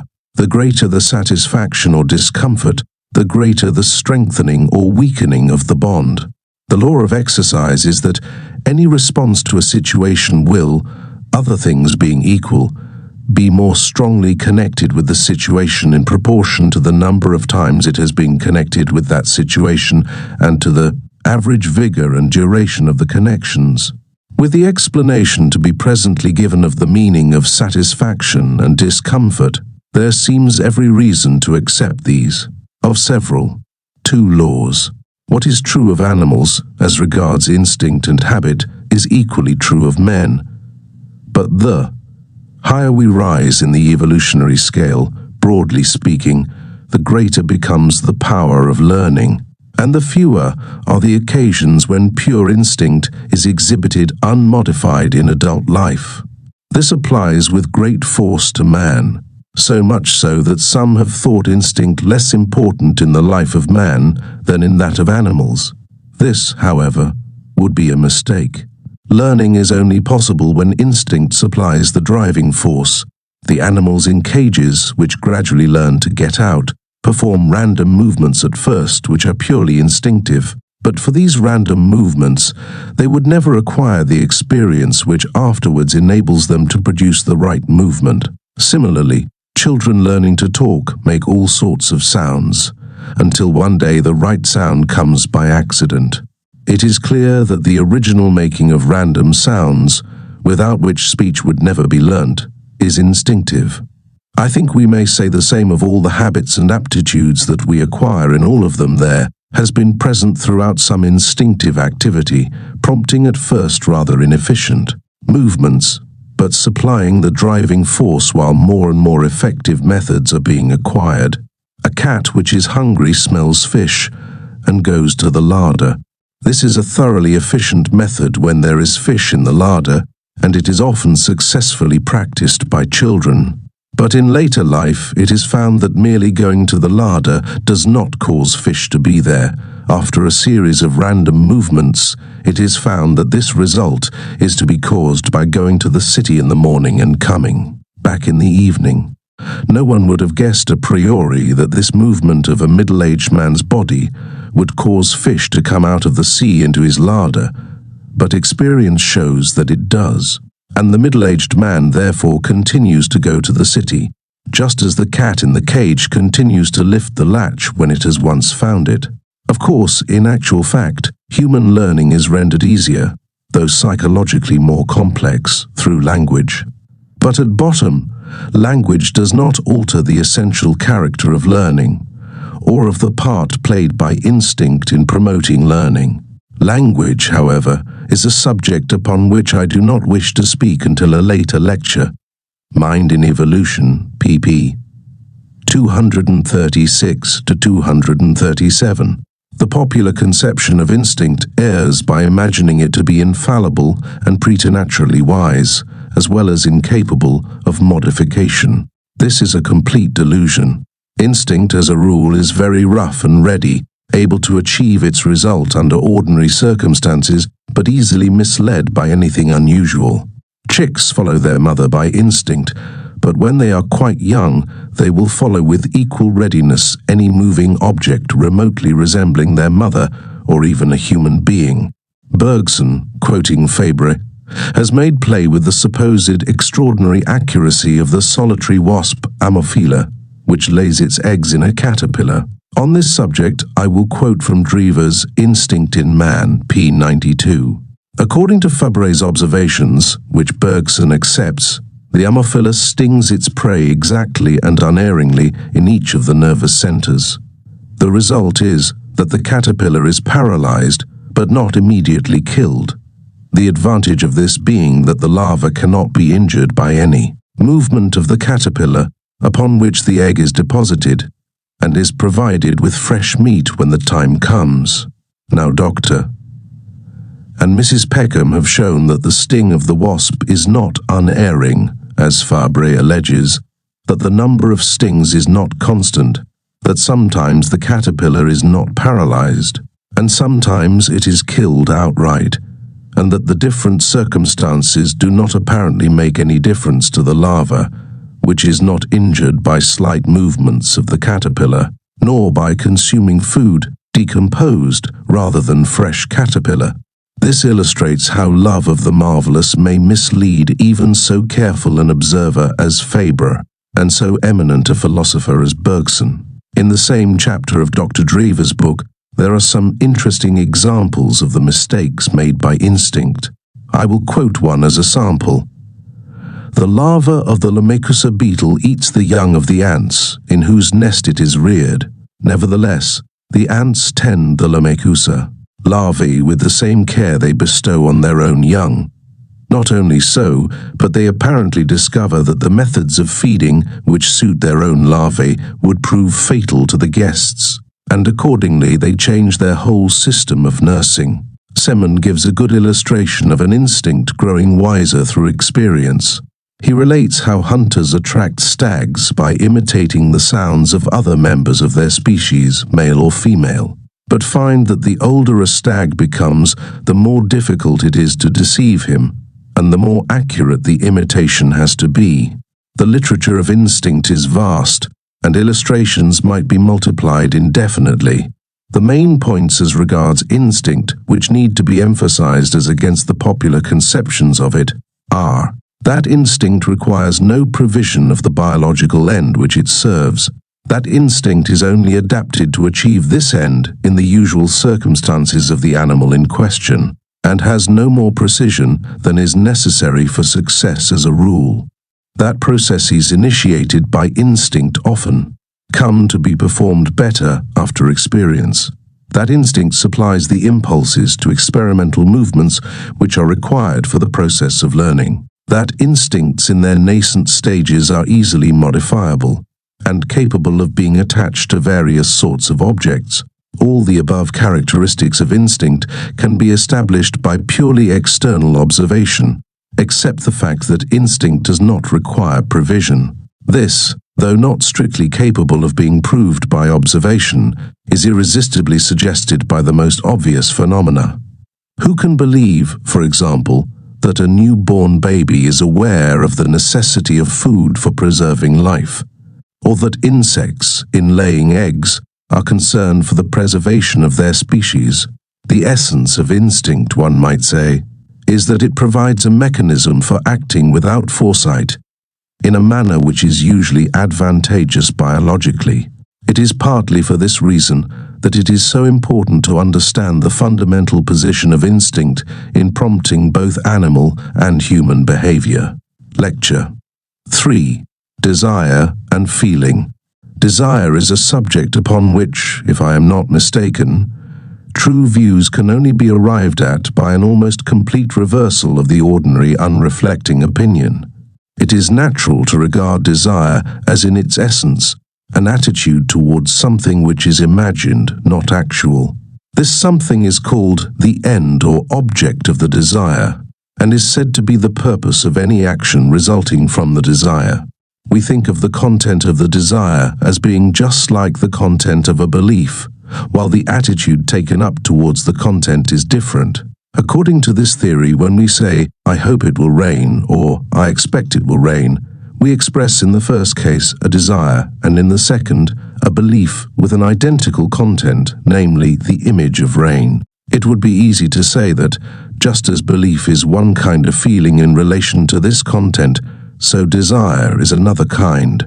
According to this view, what comes first in desire is something imagined, with a specific feeling related to it, namely, that specific feeling which we call desiring it. The discomfort associated with unsatisfied desire and the actions which aim at satisfying desire are, in this view, both of them effects of the desire. I think it is fair to say that this is a view against which common sense would not rebel. Nevertheless, I believe it to be radically mistaken. It cannot be refuted logically, but various facts can be adduced which make it gradually less simple and plausible, until at last it turns out to be easier to abandon it wholly and look at the matter in a totally different way. The first set of facts to be adduced against the common sense view of desire are those studied by psychoanalysis. In all human beings, but most markedly in those suffering from hysteria and certain forms of insanity, we find what are called unconscious desires, which are commonly regarded as showing self-deception. Most psychoanalysts pay little attention to the analysis of desire, being interested in discovering by observation what it is that people desire, rather than in discovering what actually constitutes desire. I think the strangeness of what they report would be greatly diminished if it were expressed in the language of a behaviorist theory of desire, rather than in the language of everyday beliefs. The general description of the sort of phenomena that bear on our present question is as follows. A person states that his desires are so-and-so, and that it is these desires that inspire his actions. But the outside observer perceives that his actions are such as to realize quite different ends from those which he avows, and that these different ends are such as he might be expected to desire. Generally, they are less virtuous than his professed desires, and are therefore less agreeable to profess than these are. It is accordingly supposed that they really exist as desires for ends, but in a subconscious part of the mind, which the patient refuses to admit into consciousness for fear of having to think ill of himself. There are no doubt many cases to which such a supposition is applicable without obvious artificiality. But the deeper the Freudians delve into the underground regions of instinct, the further they travel from anything resembling conscious desire, and the less possible it becomes to believe that only positive self-deception conceals from us that we really wish for things which are abhorrent to our explicit life. In the cases in question, we have a conflict between the outside observer and the patient's consciousness. The whole tendency of psychoanalysis is to trust the outside observer rather than the testimony of introspection. I believe this tendency to be entirely right, but to demand a restatement of what constitutes desire, exhibiting it as a causal law of our actions, not as something actually existing in our minds. But let us first get a clearer statement of the essential characteristic of the phenomena.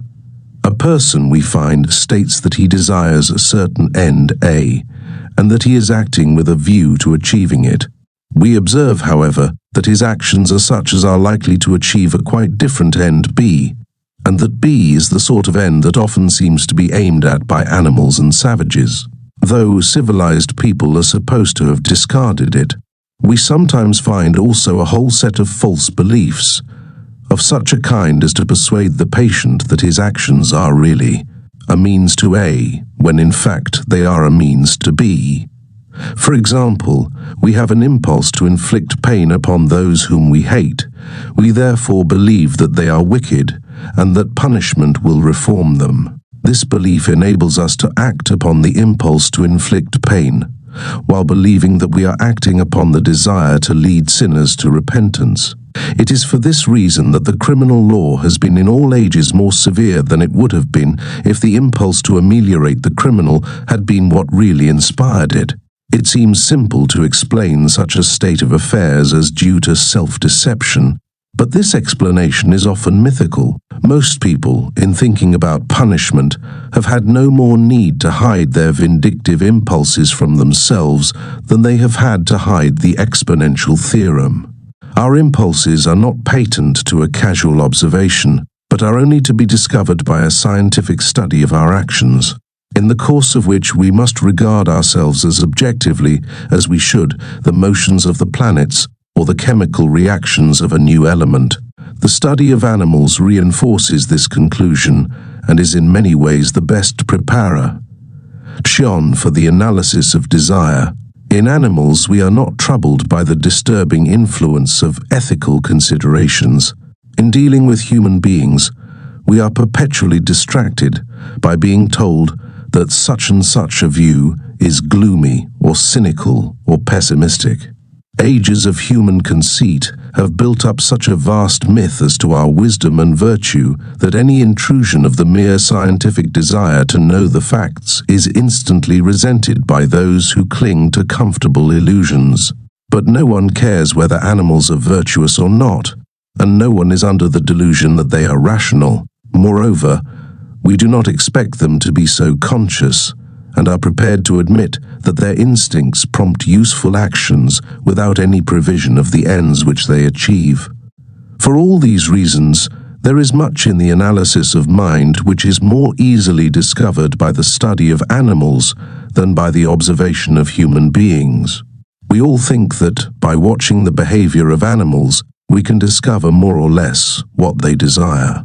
If this is the case, and I fully agree that it is, Desire must be capable of being exhibited in actions, for it is only the actions of animals that we can observe. They may have minds in which all sorts of things take place, but we can know nothing about their minds except by means of inferences from their actions, and the more such inferences are examined, the more dubious they appear. It would seem, therefore, that actions alone must be the test of the desires of animals.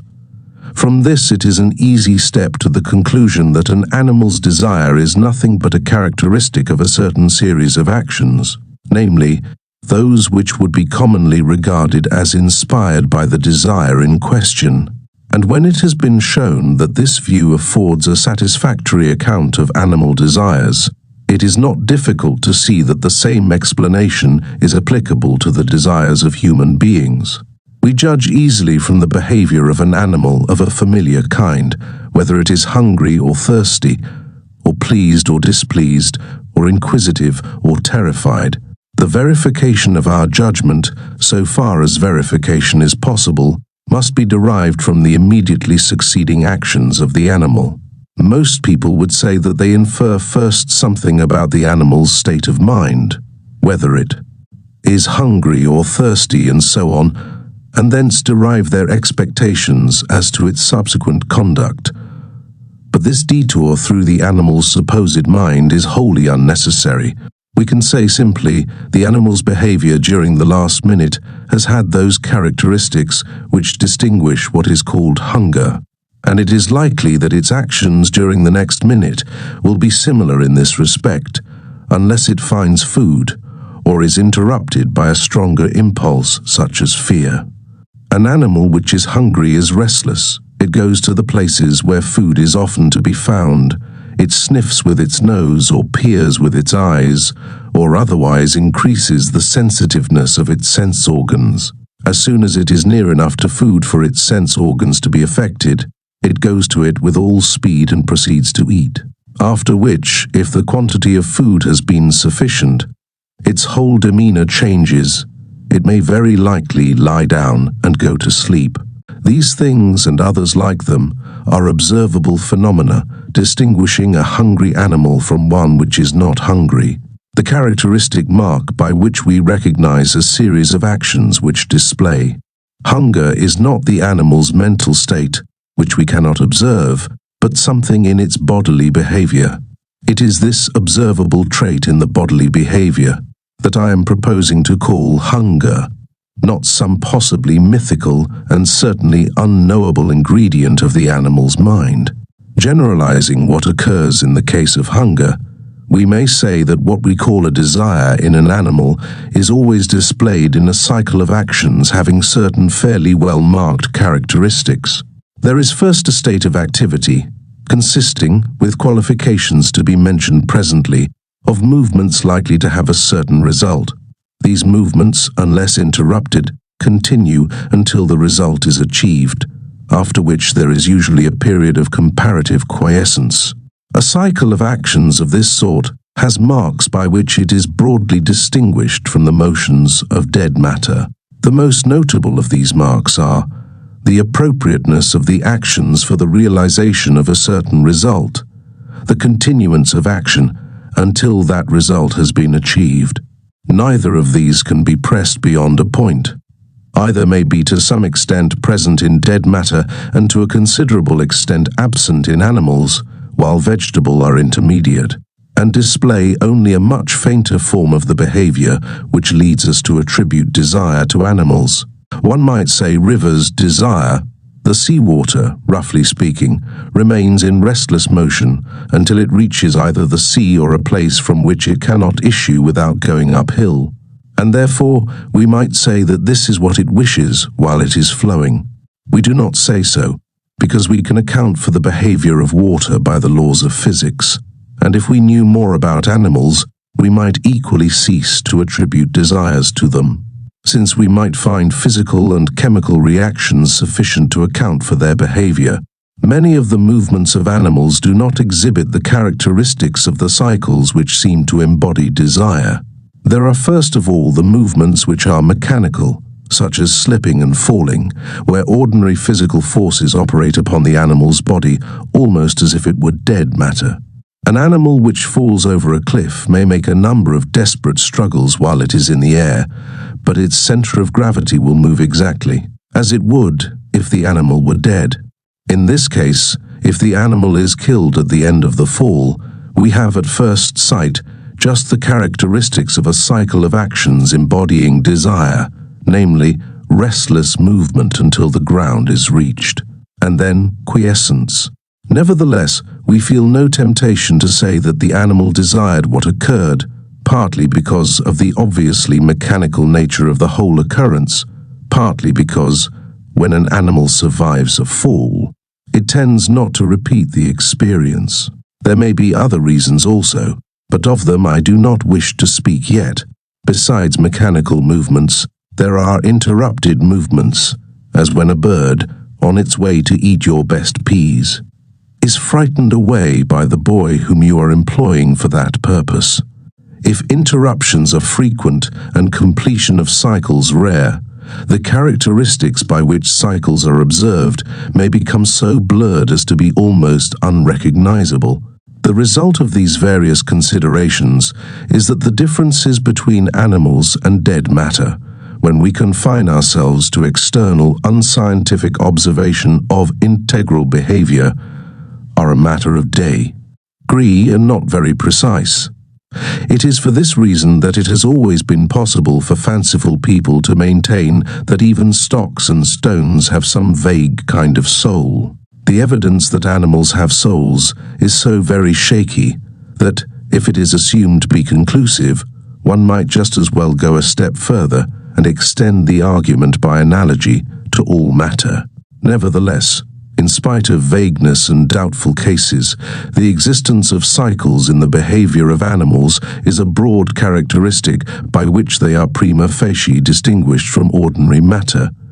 And I think it is this characteristic which leads us to attribute desires to animals, since it makes their behavior resemble what we do when we are acting from desire.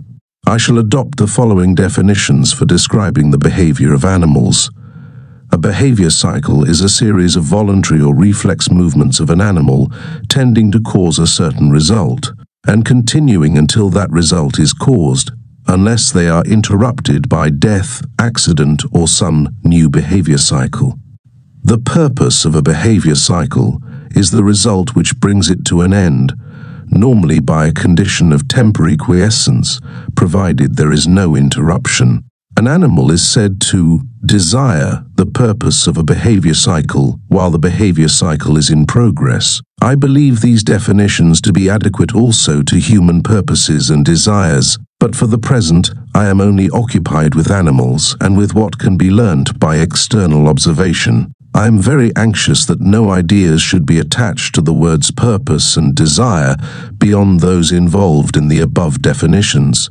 We have not so far considered what is the nature of the initial stimulus to a behavior cycle, yet it is here that the usual view of desire seems on the strongest ground.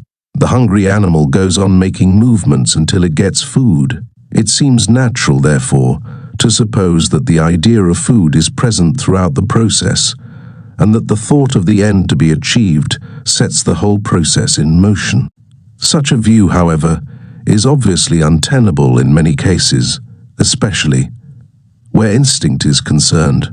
Example, reproduction and the rearing of the young. Birds mate, build a nest, lay eggs in it, sit on the eggs, feed the young birds, and care for them until they are fully grown.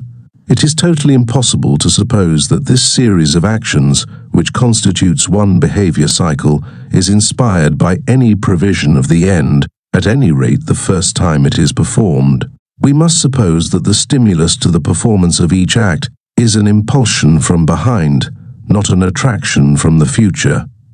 The bird does what it does, at each stage, because it has an impulse to that particular action, not because it perceives that the whole cycle of actions will contribute to the preservation of the species. The same considerations apply to other instincts.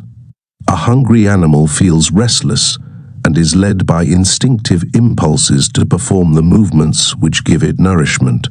But the act of seeking food is not sufficient evidence from which to conclude that the animal has the thought of food in its mind. For evidence as to birds' nests, cf. Simon, Daimler, pp. 209-210, Take 4. Coming now to human beings, and to what we know about our own actions, it seems clear that what, with us, sets a behavior cycle in motion is some sensation of the sort which we call disagreeable. Take the case of hunger. We have first an uncomfortable feeling inside, producing a disinclination to sit still, a sensitiveness to savory smells, and an attraction towards any food that there may be in our neighborhood. At any moment during this process, we may become aware that we are hungry, in the sense of saying to ourselves, "I am hungry," but we may have been acting with reference to food for some time before this moment. While we are talking or reading, we may eat in complete unconsciousness, but we perform the actions of eating just as we should if we were conscious, and they cease when our hunger is appeased. What we call consciousness seems to be a mere spectator of the process. Even when it issues orders, they are usually like those of a wise parent, just such as would have been obeyed, even if they had not been given. This view may seem at first exaggerated, but the more our so-called volitions and their causes are examined, the more it is forced upon us. The part played by words in all this is complicated, and a potent source of confusions. I shall return to it later.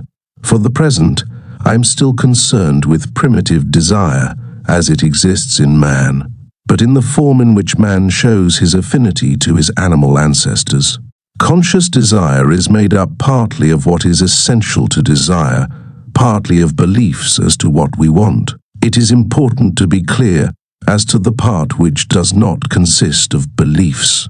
The primitive, non-cognitive element in desire seems to be a push, not a pull, an impulsion away from the actual, rather than an attraction towards the ideal. Certain sensations and other mental occurrences have a property which we call discomfort.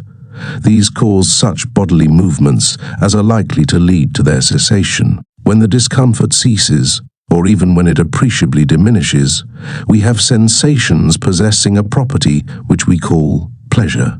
Pleasurable sensations either stimulate no action at all, or at most stimulate such action as is likely to prolong them.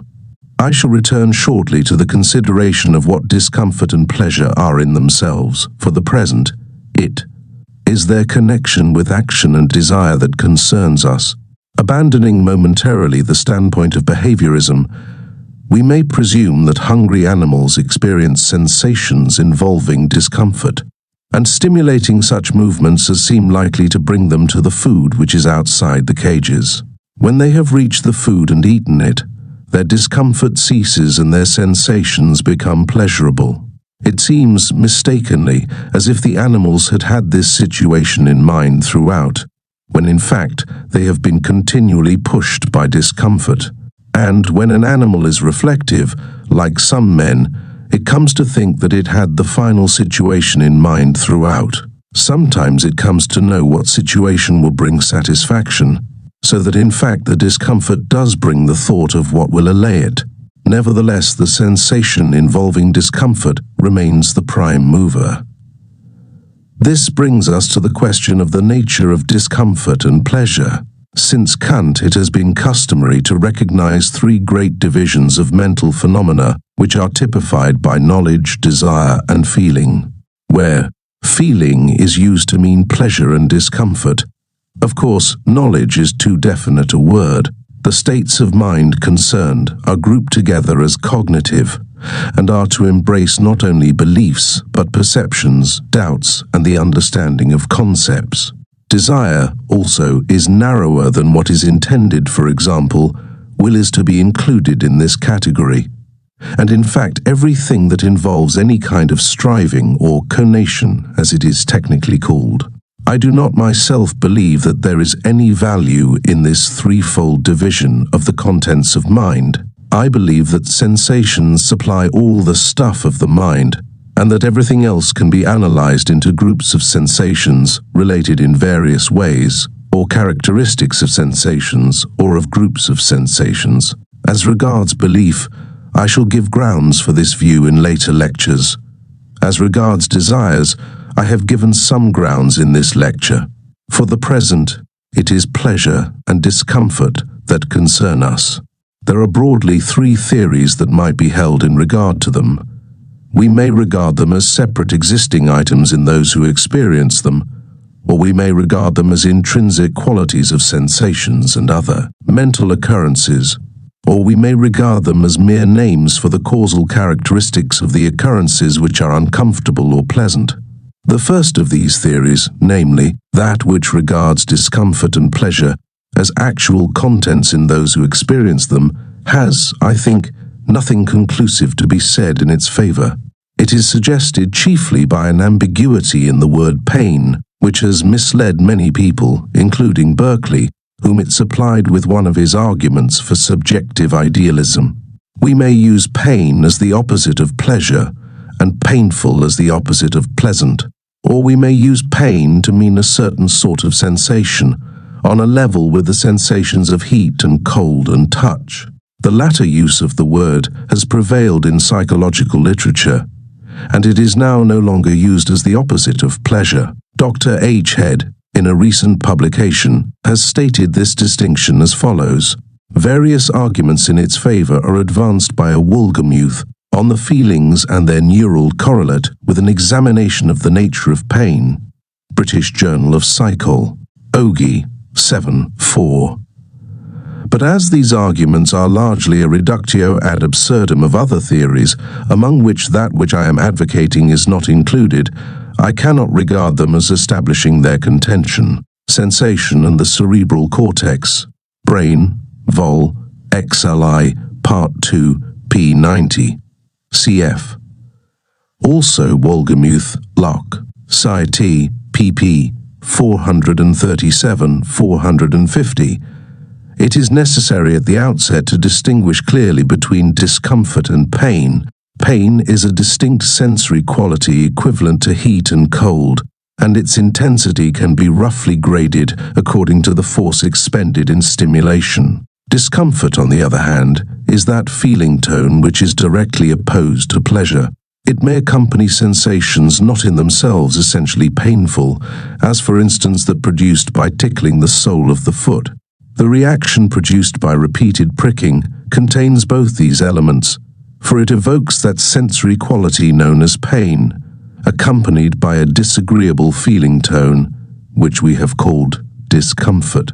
On the other hand, excessive pressure, except when applied directly over some nerve trunk, tends to excite more discomfort than pain. The confusion between discomfort and pain has made people regard discomfort as a more substantial thing than it is, and this in turn has reacted upon the view taken of pleasure. Since discomfort and pleasure are evidently on a level in this respect, as soon as discomfort is clearly distinguished from the sensation of pain, it becomes more natural to regard discomfort and pleasure as properties of mental occurrences than to regard them as separate mental occurrences on their own account. I shall therefore dismiss the view that they are separate mental occurrences and regard them as properties of such experiences as would be called respectively uncomfortable and pleasant. It remains to be examined whether they are actual qualities of such occurrences or are merely differences as to causal properties. I do not myself see any way of deciding this question. Either view seems equally capable of accounting for the facts. If this is true, it is safer to avoid the assumption that there are such intrinsic qualities of mental occurrences as are in question, and to assume only the causal differences which are undeniable. Without condemning the intrinsic theory, we can define discomfort and pleasure as consisting in causal properties, and say only what will hold on either of the two theories. Following this course, we shall say, discomfort is a property of a sensation or other mental occurrence, consisting in the fact that the occurrence in question stimulates voluntary or reflex movements tending to produce some more or less definite change involving the cessation of the occurrence. Pleasure is a property of a sensation or other mental occurrence, consisting in the fact that the occurrence in question either does not stimulate any voluntary or reflex movement, or, if it does, stimulates only such as tend to prolong the occurrence in question. Cf. Thorndike, Op. p. 243. Conscious desire, which we have now to consider, consists of desire in the sense hitherto discussed, together with a true belief as to its purpose. That is, as to the state of affairs that will bring quiescence with cessation of the discomfort. If our theory of desire is correct, a belief as to its purpose may very well be erroneous, since only experience can show what causes a discomfort to cease. When the experience needed is common and simple, as in the case of hunger, a mistake is not very probable. But in other cases, e.g. erotic desire in those who have had little or no experience of its satisfaction, mistakes are to be expected, and do in fact very often occur. The practice of inhibiting impulses, which is to a great extent necessary to civilized life, makes mistakes easier by preventing experience of the actions to which a desire would otherwise lead, and by often causing the inhibited impulses themselves to be unnoticed or quickly forgotten. The perfectly natural mistakes which thus arise constitute a large proportion of what is mistakenly in part called self-deception and attributed by Freud to the censor. But there is a further point which needs emphasizing, namely, that a belief that something is desired has often a tendency to cause the very desire that is believed in. It is this fact that makes the effect of consciousness on desire so complicated. When we believe that we desire a certain state of affairs, that often tends to cause a real desire for it. This is due partly to the influence of words upon our emotions, in rhetoric for example, and partly to the general fact that discomfort normally belongs to the belief that we desire such and such a thing that we do not possess. Thus, what was originally a false opinion as to the object of a desire acquires a certain truth. The false opinion generates a secondary subsidiary desire, which nevertheless becomes real. Let us take an illustration. Suppose you have been jilted in a way which wounds your vanity. Your natural impulsive desire will be of the sort expressed in Donne's poem, "When by thy scorn, O murderess, I am dead," in which he explains how he will haunt the poor lady as a ghost and prevent her from enjoying a moment's peace. But two things stand in the way of your expressing yourself so naturally. On the one hand, your vanity, which will not acknowledge how hard you are hit. On the other hand, your conviction that you are a civilized and humane person who could not possibly indulge so crude a desire as revenge. You will therefore experience a restlessness which will at first seem quite aimless, but will finally resolve itself in a conscious desire to change your profession, or go round the world, or conceal your identity and live in Putney, like Arnold Bennett's hero. Although the prime cause of this desire is a false judgment as to your previous unconscious desire, yet the new conscious desire has its own derivative genuineness and may influence your actions to the extent of sending you round the world. The initial mistake, however, will have effects of two kinds. First, in uncontrolled moments, under the influence of sleepiness or drink or delirium, you will say things calculated to injure the faithless deceiver. Secondly, you will find travel disappointing and the East less fascinating than you had hoped, unless someday you hear that the wicked one has in turn been jilted. If this happens, you will believe that you feel sincere sympathy, but you will suddenly be much more delighted than before with the beauties of tropical islands or the wonders of Chinese art. A secondary desire, derived from a false judgment as to a primary desire, has its own power of influencing action and is therefore a real desire according to our definition. But it has not the same power as a primary desire of bringing thorough satisfaction when it is realized. So long as the primary desire remains unsatisfied, restlessness continues in spite of the secondary desire's success. Hence arises a belief in the vanity of human wishes. The vain wishes are those that are secondary, but mistaken beliefs prevent us from realizing that they are secondary. What may, with some propriety, be called self-deception, arises through the operation of desires for beliefs. We desire many things which it is not in our power to achieve, that we should be universally popular and admired, that our work should be the wonder of the age, and that the universe should be so ordered as to bring ultimate happiness to all, though not to our enemies until they have repented and been purified by suffering. Such desires are too large to be achieved through our own efforts, but it is found that a considerable portion of the satisfaction which these things would bring us if they were realized is to be achieved by the much easier operation of believing that they are or will be realized.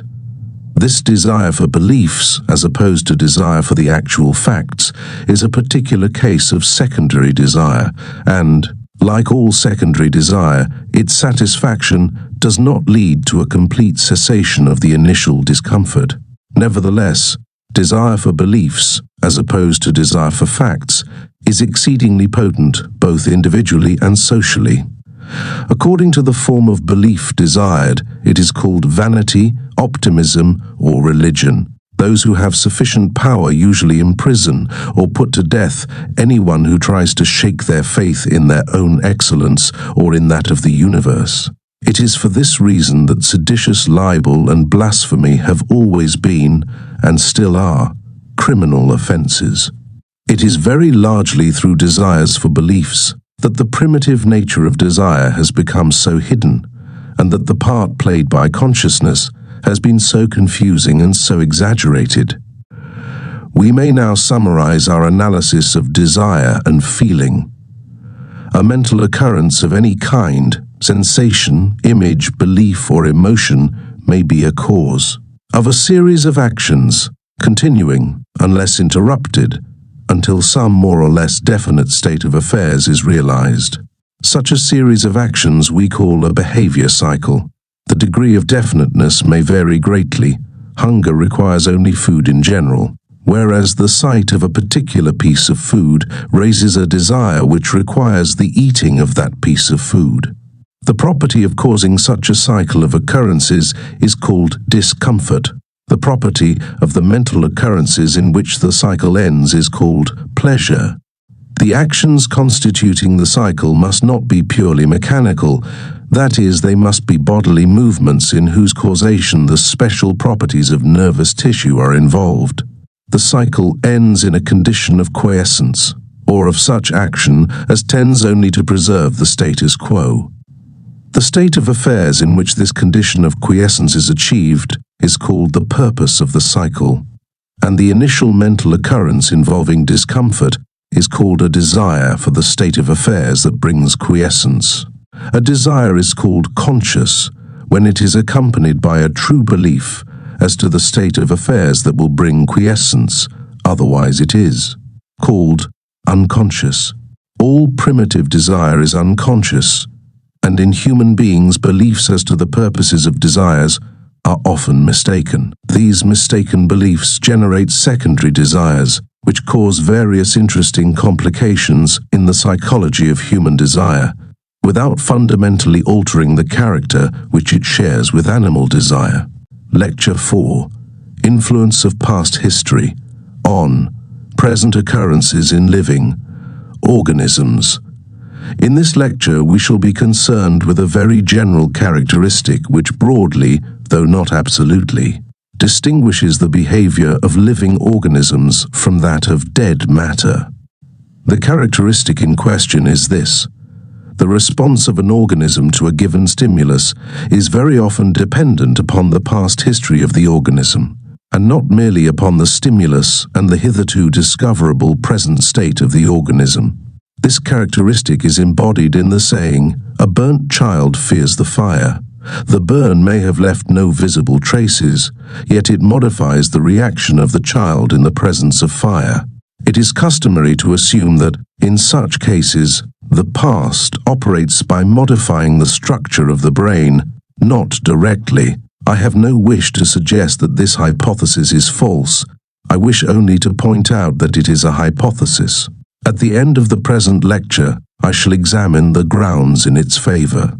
If we confine ourselves to facts which have been actually observed, we must say that past occurrences, in addition to the present stimulus and the present ascertainable condition of the organism, enter into the causation of the response. The characteristic is not wholly confined to living organisms. For example, magnetized steel looks just like steel which has not been magnetized, but its behavior is in some ways different. In the case of dead matter, however, such phenomena are less frequent and important than in the case of living organisms. And it is far less difficult to invent satisfactory hypotheses as to the microscopic changes of structure which mediate between the past occurrence and the present changed response. In the case of living organisms, practically everything that is distinctive, both of their physical and of their mental behavior, is bound up with this persistent influence of the past. Further, speaking broadly, the change in response is usually of a kind that is biologically advantageous to the organism. Following a suggestion derived from Seaman, we will give the name of mnemic phenomena to those responses of an organism which, so far as hitherto observed facts are concerned, can only be brought under causal laws by including past occurrences in the history of the organism as part of the causes of the present response. I do not mean merely what would always be the case, that past occurrences are part of a chain of causes leading to the present event. I mean that, in attempting to state the proximate cause of the present event, some past event or events must be included, unless we take refuge in hypothetical modifications of brain structure. For example, you smell peat smoke, and you recall some occasion when you smelt it before. The cause of your recollection, so far as hitherto observable phenomena are concerned, consists both of the peat smoke and of the former occasion. The same stimulus will not produce the same recollection in another man who did not share your former experience, although the former experience left no observable traces in the structure of the brain. According to the maxim same cause, same effect, we cannot therefore regard the peat smoke alone as the cause of your recollection, since it does not have the same effect in other cases. The cause of your recollection must be both the peat smoke and the past occurrence. Accordingly, your recollection is an instance of what we are calling mnemic phenomena. Before going further, it will be well to give illustrations of different classes of mnemic phenomena. Acquired habits. In Lecture 2, we saw how animals can learn by experience how to get out of cages or mazes, or perform other actions which are useful to them but not provided for by their instincts alone. A cat which is put into a cage of which it has had experience behaves differently from the way in which it behaved at first. We can easily invent hypotheses, which are quite likely to be true, as to connections in the brain caused by past experience, and themselves causing the different response. But the observable fact is that the stimulus of being in the cage produces differing results with repetition, and that the ascertainable cause of the cat's behavior is not merely the cage and its own ascertainable organization, but also its past history in regard to the cage. From our present point of view, the matter is independent of the question whether the cat's behavior is due to some mental fact called knowledge, or displays a merely bodily habit. Our habitual knowledge is not always in our minds, but is called up by the appropriate stimuli. If we are asked, what is the capital of France? We answer Paris. Because of past experience, the past experience is as essential as the present question in the causation of our response. Thus all our habitual knowledge consists of acquired habits and comes under the head of mnemic phenomena. Images. I shall have much to say about images in a later lecture. For the present I am merely concerned with them insofar as they are copies of past sensations. When you hear New York spoken of, some image probably comes into your mind, either of the place itself or of some picture of it. The image is due to your past experience, as well as to the present stimulus of the words New York. Similarly, the images you have in dreams are all dependent upon your past experience, as well as upon the present stimulus to dreaming. It is generally believed that all images, in their simpler parts, are copies of sensations.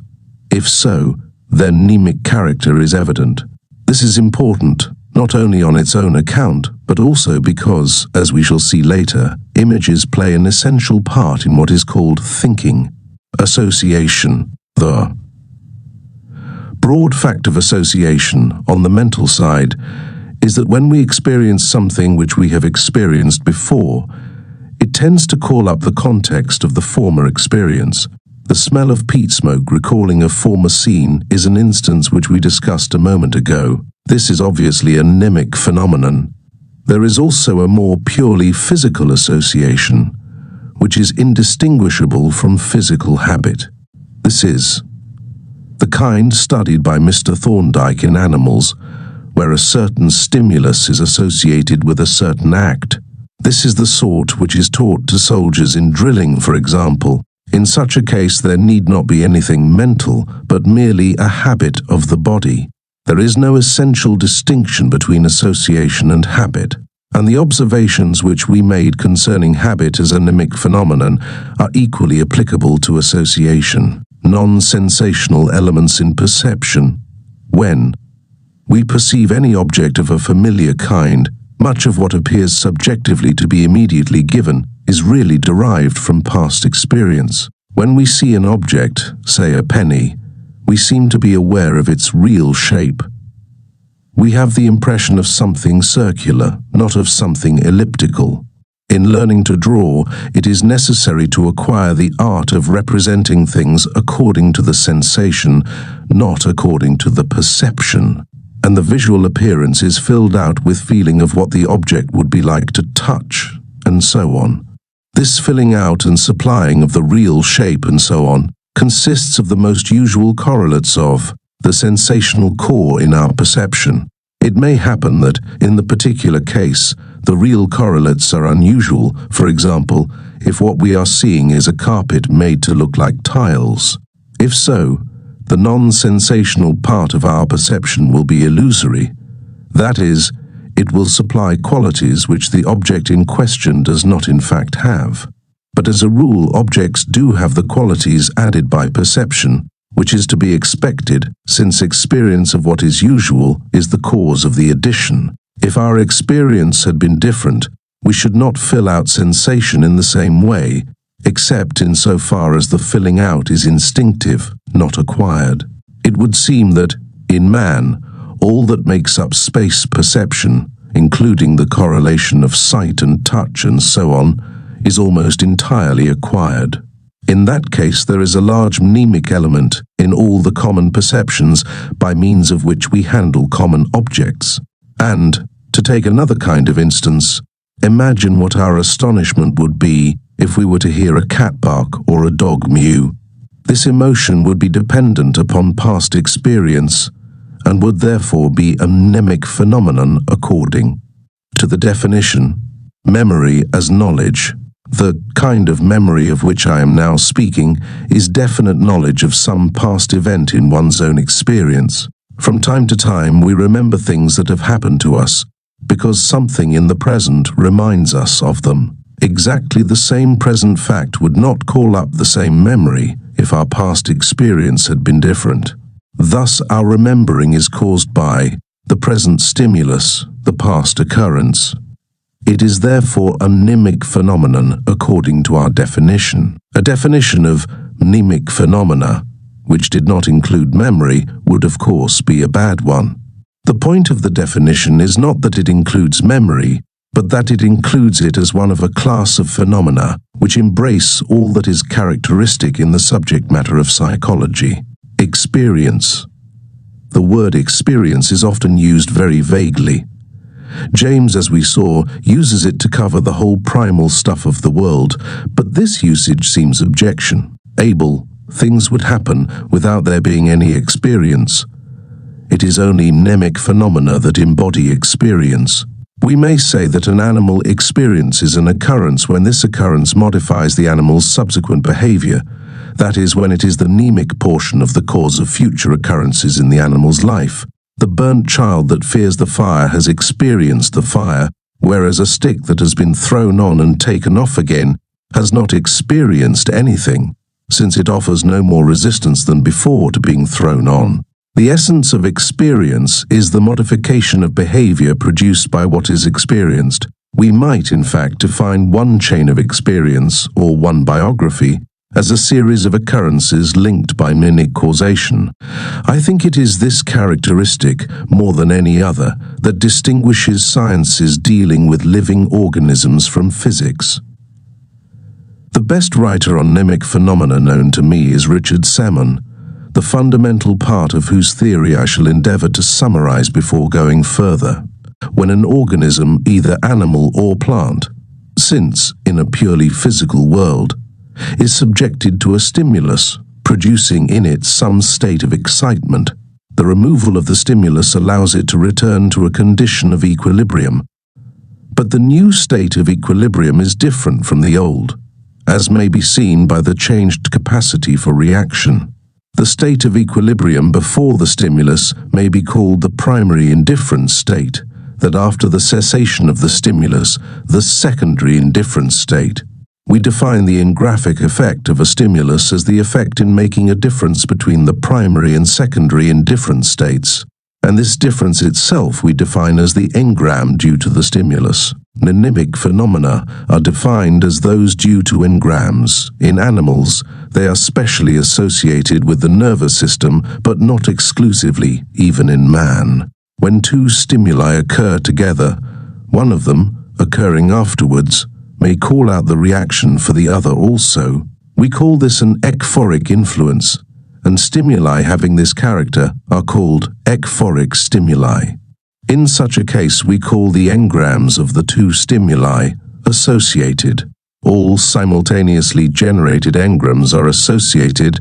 There is also association of SUC, successively aroused engrams, though this is reducible to simultaneous association.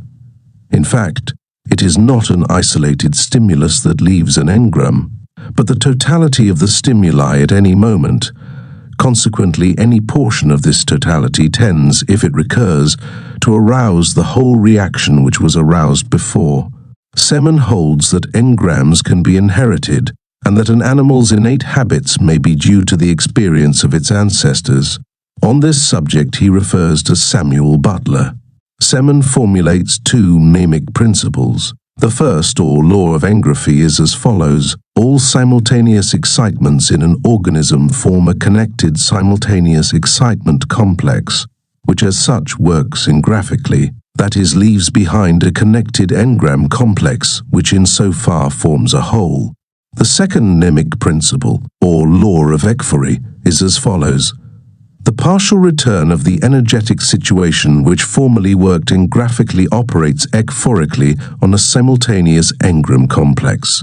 These two laws together represent in part a hypothesis, and in part an observable fact. The observable fact is that when a certain complex of stimuli has originally caused a certain complex of reactions, the recurrence of part of the stimuli tends to cause the recurrence of the whole of the reactions. Semon's applications of his fundamental ideas in various directions are interesting and ingenious. Some of them will concern us later, but for the present, it is the fundamental character of mnemic phenomena that is in question. Concerning the nature of an engram, Semon confesses that at present it is impossible to say more than that it must consist in some material alteration in the body of the organism. It is in fact hypothetical, invoked for theoretical uses, and not an outcome of direct observation. No doubt physiology, especially the disturbances of memory through lesions in the brain, affords grounds for this hypothesis. Nevertheless, it does remain a hypothesis, the validity of which will be discussed at the end of this lecture. I am inclined to think that, in the present state of physiology, the introduction of the engram does not serve to simplify the account of mnemic phenomena. We can, I think, formulate the known laws of such phenomena in terms wholly of observable facts, by recognizing provisionally what we may call mnemic causation. By this I mean that kind of causation of which I spoke at the beginning of this lecture. That kind, namely, in which the proximate cause consists not merely of a present event, but of this together with a past event. I do not wish to urge that this form of causation is ultimate, but that, in the present state of our knowledge, it affords a simplification, and enables us to state laws of behavior in less hypothetical terms than we should otherwise have to employ. The clearest instance of what I mean is recollection of a past event. What we observe is that certain present stimuli lead us to recollect certain occurrences, but that at times when we are not recollecting them, there is nothing discoverable in our minds that could be called memory of them. Memories as mental facts arise from time to time, but do not, so far as we can see, exist in any shape while they are latent. In fact, when we say that they are latent, we mean merely that they will exist under certain circumstances. If, then, there is to be some standing difference between the person who can remember a certain fact and the person who cannot, that standing difference must be not in anything mental, but in the brain. It is quite probable that there is such a difference in the brain, but its nature is unknown, and it remains hypothetical. Everything that has, so far, been made matter of observation as regards this question can be put together in the statement: when a certain complex of sensations has occurred to a man, the recurrence of part of the complex tends to arouse the recollection of the whole. In like manner, we can collect all mnemic phenomena in living organisms under a single law, which contains what is hitherto verifiable in Semon's two laws. This single law is: if a complex stimulus A has caused a complex reaction B in an organism, the occurrence of a part of A on a future occasion tends to cause the whole reaction B. This law would need to be supplemented by some account of the influence of frequency and so on, but it seems to contain the essential characteristic of mnemic phenomena without admixture of anything hypothetical. Whenever the effect resulting from a stimulus to an organism differs according to the past history of the organism, without our being able actually to detect any relevant difference in its present structure, we will speak of mnemic causation, provided we can discover laws embodying the influence of the past.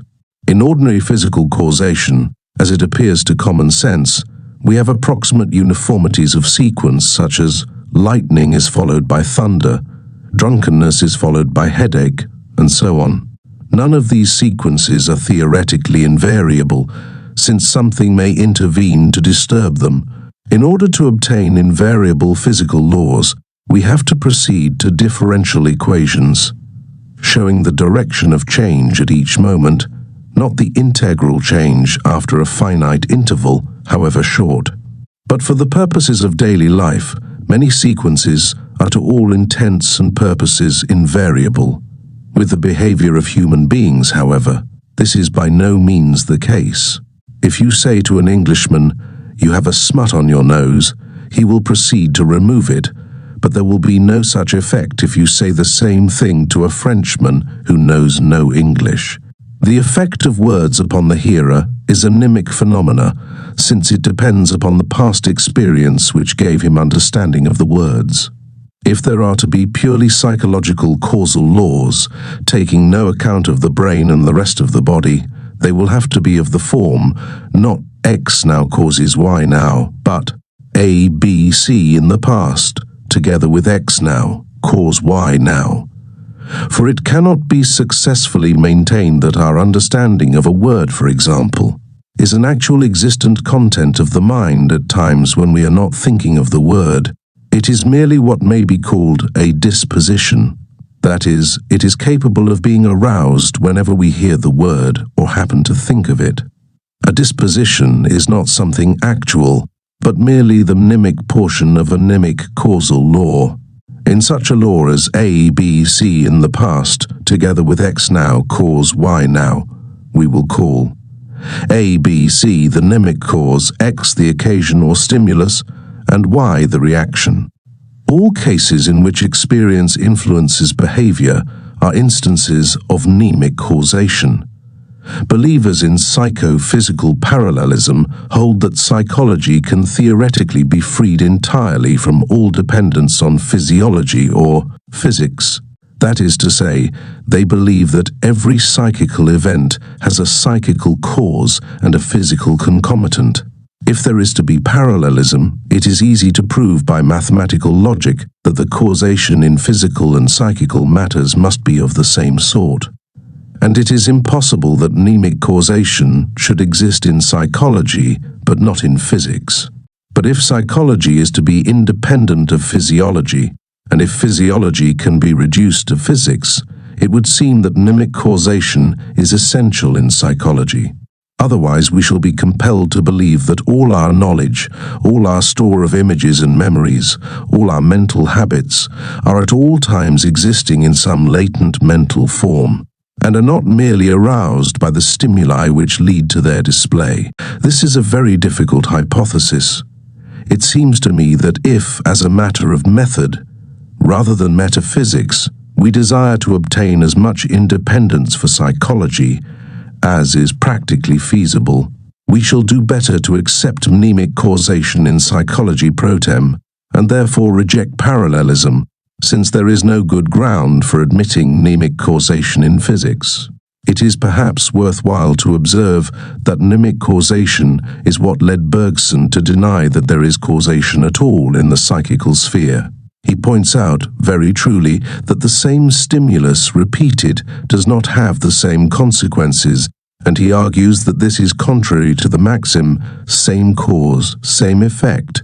It is only necessary, however, to take account of past occurrences and include them with the cause, in order to re-establish the maxim and the possibility of psychological causal laws.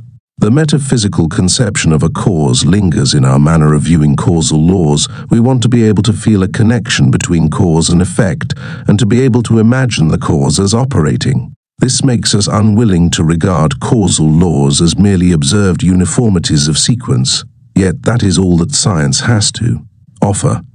Sequence occurs is either to ask a meaningless question or to demand some more general kind of sequence which includes the one in question. The widest empirical laws of sequence known at any time can only be explained in the sense of being subsumed by later discoveries under wider laws. But these wider laws, until they in turn are subsumed, will remain brute facts, resting solely upon observation, not upon some supposed inherent. To ask why such and such a kind of rationality, there is therefore no a priori objection to a causal law in which part of the cause has ceased to exist. To argue against such a law on the ground that what is past cannot operate now is to introduce the old metaphysical notion of cause for which science can find no place. The only reason that could be validly alleged against mnemic causation would be that, in fact, all the phenomena can be explained without it. They are explained without it by Semon's engram, or by any theory which regards the results of experience as embodied in modifications of the brain and nerves. But they are not explained unless, with extreme artificiality, by any theory which regards the latent effects of experience as psychical rather than physical. Those who desire to make psychology as far as possible independent of physiology would do well, it seems to me, if they adopted mnemic causation. For my part, however, I have no such desire, and I shall therefore endeavor to state the grounds which occur to me in favor of some such view as that of the engram. One of the first points to be urged is that mnemic phenomena are just as much to be found in physiology as in psychology. They are even to be found in plants, as Sir Francis Darwin pointed out. Habit is a characteristic of the body at least as much as of the mind. We should, therefore, be compelled to allow the intrusion of mnemic causation, if admitted at all, into non-psychological regions, which ought, one feels, to be subject only to causation of the ordinary physical sort. The fact is that a great deal of what at first sight distinguishes psychology from physics is found, on examination, to be common to psychology and physiology. Question of the influence of experience is a case in point. Now, it is possible, of course, to take the view advocated by Professor J.S. Haldane, who contends that physiology is not theoretically reducible to physics and chemistry. But the weight of opinion among physiologists appears to be against him on this point, and we ought certainly to require very strong evidence before admitting any such breach of continuity as between living and dead matter. The argument from the existence of mnemic phenomena in physiology must therefore be allowed a certain weight against the hypothesis that mnemic causation is, this whole, ultimate. See his The New Physiology and Other Addresses, Griffin, 1919, also the Symposium. Are physical, biological, and psychological categories irreducible? In Life and Finite Individuality, edited for the Aristotelian Society, with an introduction by H. Wilden Carr, Williams and Norgate, 1918. The argument from the connection of brain lesions with loss of memory is not so strong as it looks, though it has also some weight. What we know is that memory, and mnemic phenomena generally, can be disturbed or destroyed by changes in the brain. This certainly proves that the brain plays an essential part in the causation of memory, but does not prove that a certain state of the brain is, by itself, a sufficient condition for the existence of memory. Yet it is this last that has to be proved. The theory of the engram, or any similar theory, has to maintain that, given a body and brain in a suitable state, a man will have a certain memory, without the need of any further conditions. What is known, however, is only that he will not have memories if his body and brain are not in a suitable state. That is to say, the appropriate state of body and brain is proved to be necessary for memory, but not to be sufficient. So far, therefore, as our definite knowledge goes, memory may require for its causation a past occurrence as well as a certain present state of the brain. In order to prove conclusively that mnemic phenomena arise whenever certain physiological conditions are fulfilled, we ought to be able actually to see differences between the brain of a man who speaks English and that of a man who speaks French, between the brain of a man who has seen New York and can recall it, and that of a man who has never seen that city.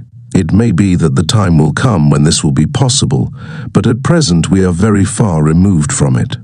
At present, there is, so far as I am aware, no good evidence that every difference between the knowledge possessed by A and that possessed by B is paralleled by some difference in their brains.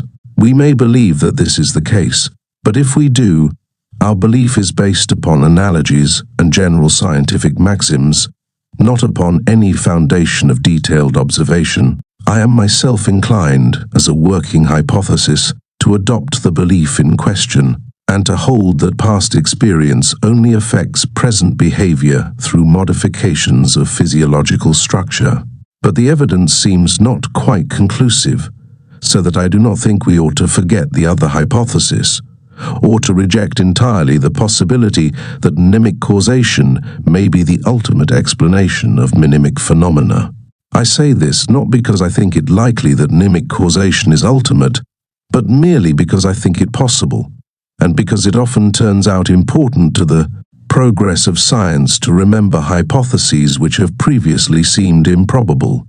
Lecture 5, Psychological and Physical Causal Laws. The traditional conception of cause and effect is one which modern science shows to be fundamentally erroneous, and requiring to be replaced by a quite different notion, that of laws of change. In the traditional conception, a particular event A caused a particular event B, and by this it was implied that, given any event B, some earlier event A could be discovered which had a relation to it, such that, whenever A occurred, it was followed by B. In this sequence there was something necessary, not a mere de facto occurrence of a first and then B. The second point is illustrated by the old discussion as to whether it can be said that day. Cause is night. On the ground that day is always followed by night. The orthodox answer was that day could not be called the cause of night, because it would not be followed by night if the Earth's rotation were to cease, or rather to grow so slow that one complete rotation would take a year. A cause, it was held, must be such that under no conceivable circumstances could it fail to be followed by its effect. As a matter of fact, such sequences as were sought by believers in the traditional form of causation have not so far been found in nature. Everything in nature is apparently in a state of continuous change, so that what we call one event turns out to be really a process. If this event is to cause another event, the two will have to be contiguous in time, for if there is any interval between them, something may happen during that interval to prevent the expected effect. Cause and effect, therefore, will have to be temporally contiguous processes. It is difficult to believe, at any rate where physical laws are concerned, that the earlier part of the process, which is the cause, can make any difference to the effect, so long as the later part of the process, which is the cause, remains unchanged. Suppose, for example, that a man dies of arsenic poisoning. We say that his taking arsenic was the cause of death. But clearly the process by which he acquired the arsenic is irrelevant.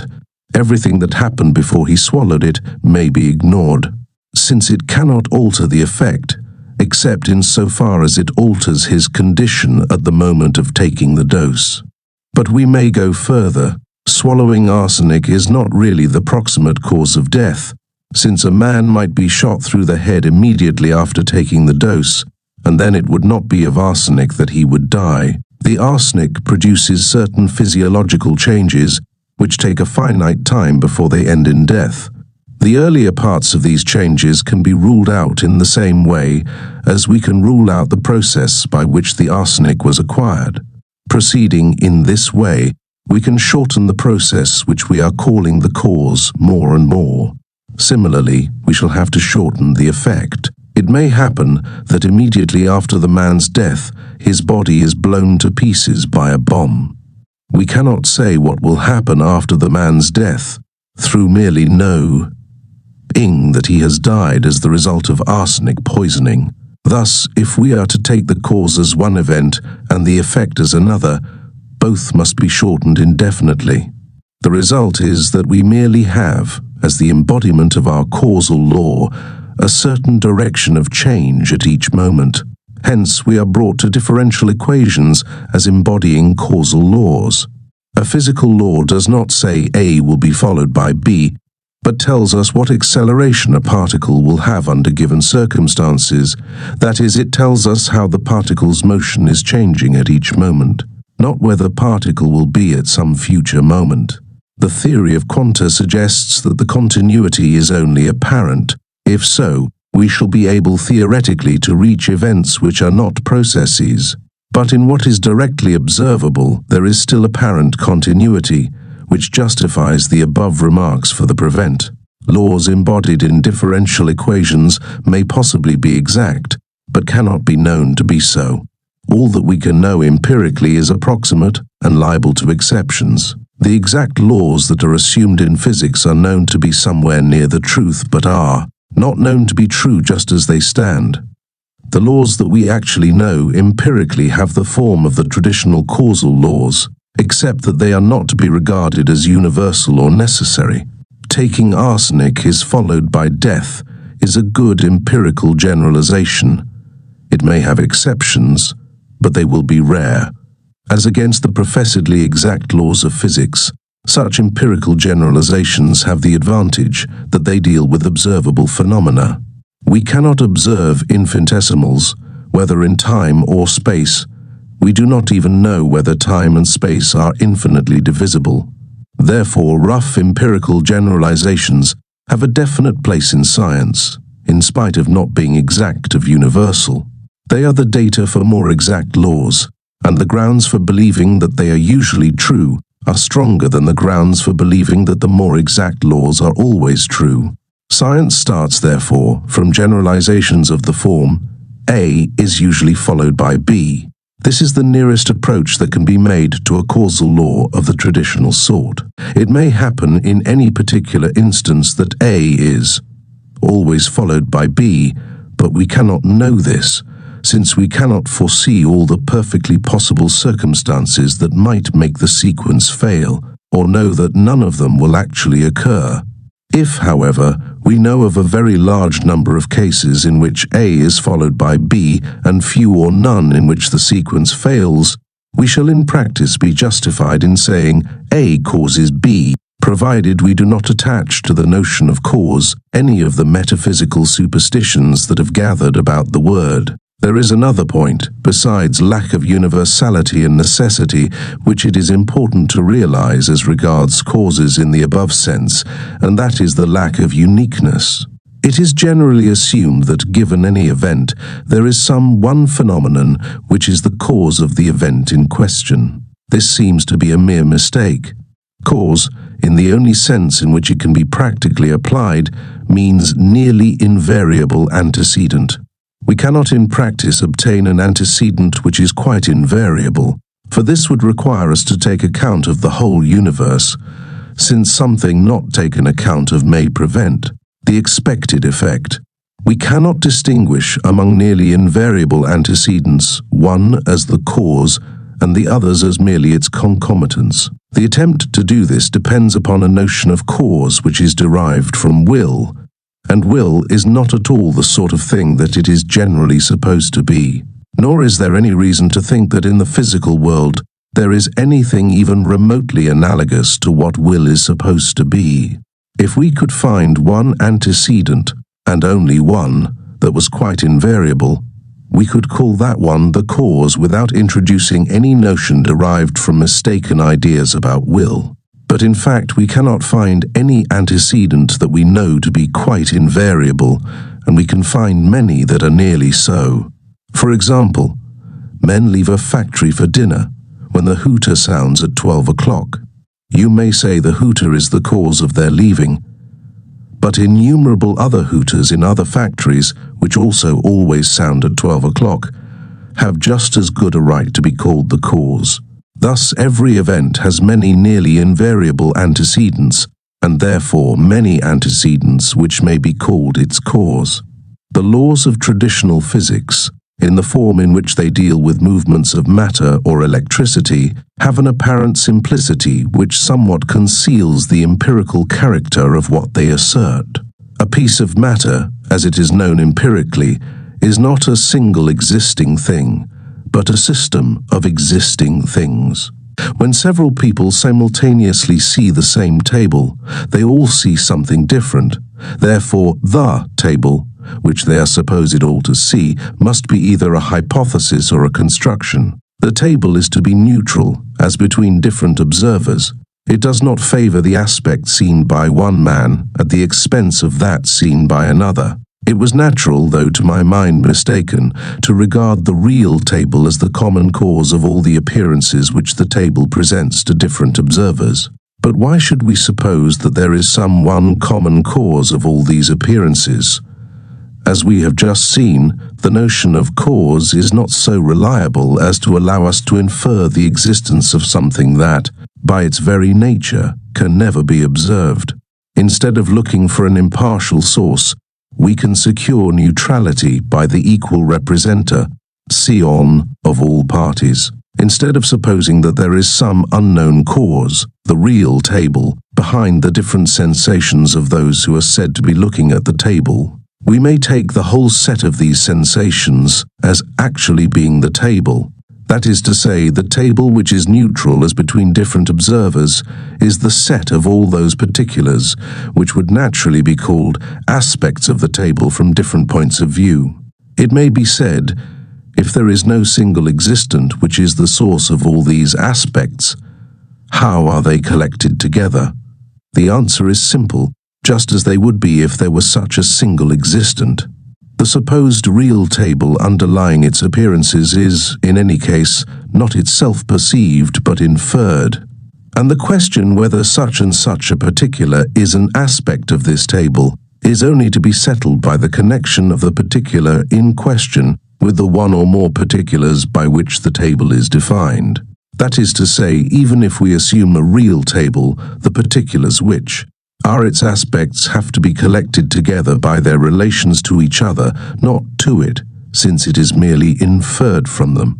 We have only, therefore, to notice how they are collected together, and we can then keep the collection without assuming any real table as distinct from the collection. When different people see what they call the same table, they see things which are not exactly the same, owing to difference of point of view, but which are sufficiently alike to be described in the same words, so long as no great accuracy or minuteness is sought. These closely similar particulars are collected together by their similarity primarily, and, more correctly, by the fact that they are related to each other approximately according to the laws of perspective and of reflection and diffraction of light. I suggest, as a first approximation, that these particulars, together with such correlated others as are unperceived, jointly are the table, and that a similar definition applies to all physical objects. See our knowledge of the external world, chaps 2 and 4, in order to eliminate the reference to our perceptions, which introduces an irrelevant psychological suggestion. I will take a different illustration, namely stellar photography. A photographic plate exposed on a clear night reproduces the appearance of the portion of the sky concerned, with more or fewer stars according to the power of the telescope that is being used. Each separate star which is photographed produces its separate effect on the plate, just as it would upon ourselves if we were looking at the sky. If we assume, as science normally does, the continuity of physical processes, we are forced to conclude that, at the place where the plate is, and at all places between it and a star which it photographs, something is happening which is specially connected with that star. In the days when the ether was less in doubt, we should have said that what was happening was a certain kind of transverse vibration in the ether. But it is not necessary or desirable to be so explicit. All that we need say is that something happens which is specially connected with the star in question. It must be something specially connected with that star, since that star produces its own special effect upon the plate. Whatever it is must be the end of a process, which starts from the star and radiates outwards, partly on general grounds of continuity, partly to account for the fact that light is transmitted with a certain definite velocity. We thus arrive at the conclusion that if a certain star is visible at a certain place, or could be photographed by a sufficiently sensitive plate at that place, something is happening there which is specially connected with that star. Therefore, in every place at all times, a vast multitude of things must be happening, namely, at least one for every physical object, which can be seen or photographed from that place. We can classify such happenings on either of two principles. We can collect together all the happenings in one place, as is done by photography, so far as light is concerned. We can collect together all the happenings in different places which are connected in the way that common sense regards as being due to their emanating from one object. Thus, to return to the stars, we can collect together either all the appearances of different stars in a given place, or all the appearances of a given star in different places. But when I speak of appearances, I do so only for brevity. I do not mean anything that must appear to somebody, but only that happening, whatever it may be, which is connected at the place in question. With a given physical object, according to the old orthodox theory, it would be a transverse vibration in the ether. Like the different appearances of the table to a number of simultaneous observers, the different particulars that belong to one physical object are to be collected together by continuity and inherent laws of correlation, not by their supposed causal connection with an unknown assumed existent called a piece of matter, which would be a mere unnecessary metaphysical thing in itself. A piece of matter, according to the definition that I propose, is, as a first approximation, the collection of all those correlated particulars which would normally be regarded as its appearances or effects in different places. Some further elaborations are desirable, but we can ignore them for the present. I shall return to them at the end of this lecture. The exact definition of a piece of matter as a construction will be given later. According to the view that I am suggesting, a physical object or piece of matter is the collection of all those correlated particulars which would be regarded by common sense as its effects or appearances in different places. On the other hand, all the happenings in a given place represent what common sense would regard as the appearances of a number of different objects as viewed from that place. All the happenings in one place may be regarded as the view of the world from that place. I shall call the view of the world from a given place a perspective. A photograph represents a perspective. On the other hand, if photographs of the stars were taken in all points throughout space, and in all such photographs a certain star, say Sirius, were picked out whenever it appeared, all the different appearances of Sirius taken together would represent Sirius. For the understanding of the difference between psychology and physics, it is vital to understand these two ways of classifying particulars, namely, according to the place where they occur, according to the system of correlated particulars in different places to which they belong, such system being defined as a physical object. Given a system of particulars which is a physical object, I shall define that one of the system which is in a given place as the appearance of that object in that place. When the appearance of an object in a given place changes, it is found that one or other of two things occurs. The two possibilities may be illustrated by an example. You are in a room with a man whom you see. You may cease to see him either by shutting your eyes or by his going out of the room. In the first case, his appearance to other people remains unchanged. In the second, his appearance changes from all places. In the first case, you say that it is not he who has changed, but your eyes. In the second, you say that he has changed. Generalizing, we distinguish cases in which only certain appearances of the object change, while others, and especially appearances from places very near to the object, do not change. Cases where all, or almost all, the appearances of the object undergo a connected change. In the first case, the change is attributed to the medium between the object and the place. In the second, it is attributed to the object itself. The application of this distinction to motion raises complications due to relativity, but we may ignore these for our present purposes. It is the frequency of the latter kind of change, and the comparatively simple nature of the laws governing the simultaneous alterations of appearances in such cases, that have made it possible to treat a physical object as one thing, and to overlook the fact that it is a system of particulars. When a number of people at a theatre watch an actor, the changes in their several perspectives are so similar and so closely correlated that all are popularly regarded as identical with each other and with the changes of the actor himself. So long as all the changes in the appearances of a body are thus correlated, there is no pressing prima facie need to break up the system of appearances, or to realize that the body in question is not really one thing, but a set of correlated particulars. It is especially and primarily such changes that physics deals with. That is, it deals primarily with processes in which the unity of a physical object need not be broken up because all its appearances change simultaneously. According to the same law, or if not all, at any rate, all from places sufficiently near to the object, with increasing accuracy as we approach the object, the changes in appearances of an object which are due to changes in the intervening medium will not affect, or will affect only very slightly, the appearances from places close to the object. If the appearances from sufficiently neighboring places are either wholly unchanged, or changed to a diminishing extent which has 0 for its limit, it is usually found that the changes can be accounted for by changes in objects which are between the object in question and the places from which its appearance has changed appreciably. Thus, physics is able to reduce the laws of most changes with which it deals to changes in physical objects, and to state most of its fundamental laws in terms of matter.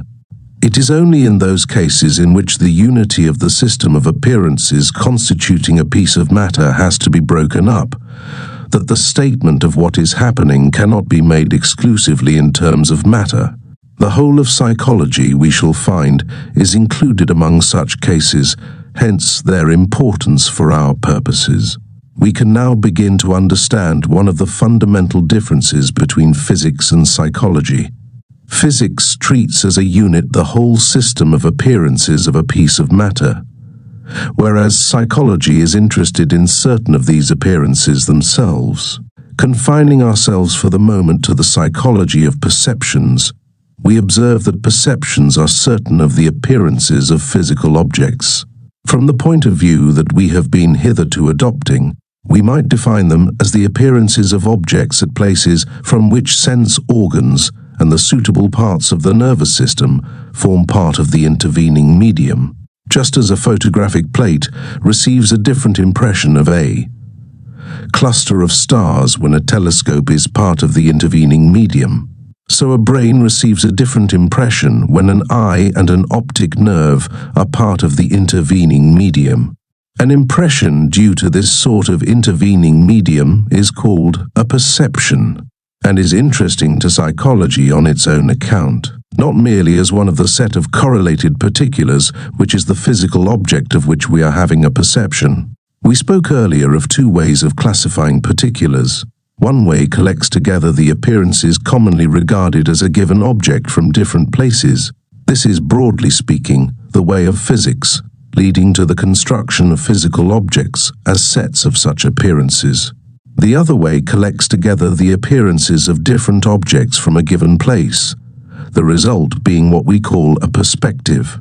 In the particular case where the place concerned is a human brain, the perspective belonging to the place consists of all the perceptions of a certain man at a given time. Thus, classification by perspectives is relevant to psychology and is essential in defining what we mean by one mind. I do not wish to suggest that the way in which I have been defining perceptions is the only possible way, or even the best way. It is the way that arose naturally out of our present topic, but when we approach psychology from a more introspective standpoint, we have to distinguish sensations and perceptions, if possible, from other mental occurrences. If any, we have also to consider the psychological effects of sensations as opposed to their physical causes and correlates. These problems are quite distinct from those with which we have been concerned in the present lecture, and I shall not deal with them until a later stage. It is clear that psychology is concerned essentially with actual particulars, not merely with systems of particulars.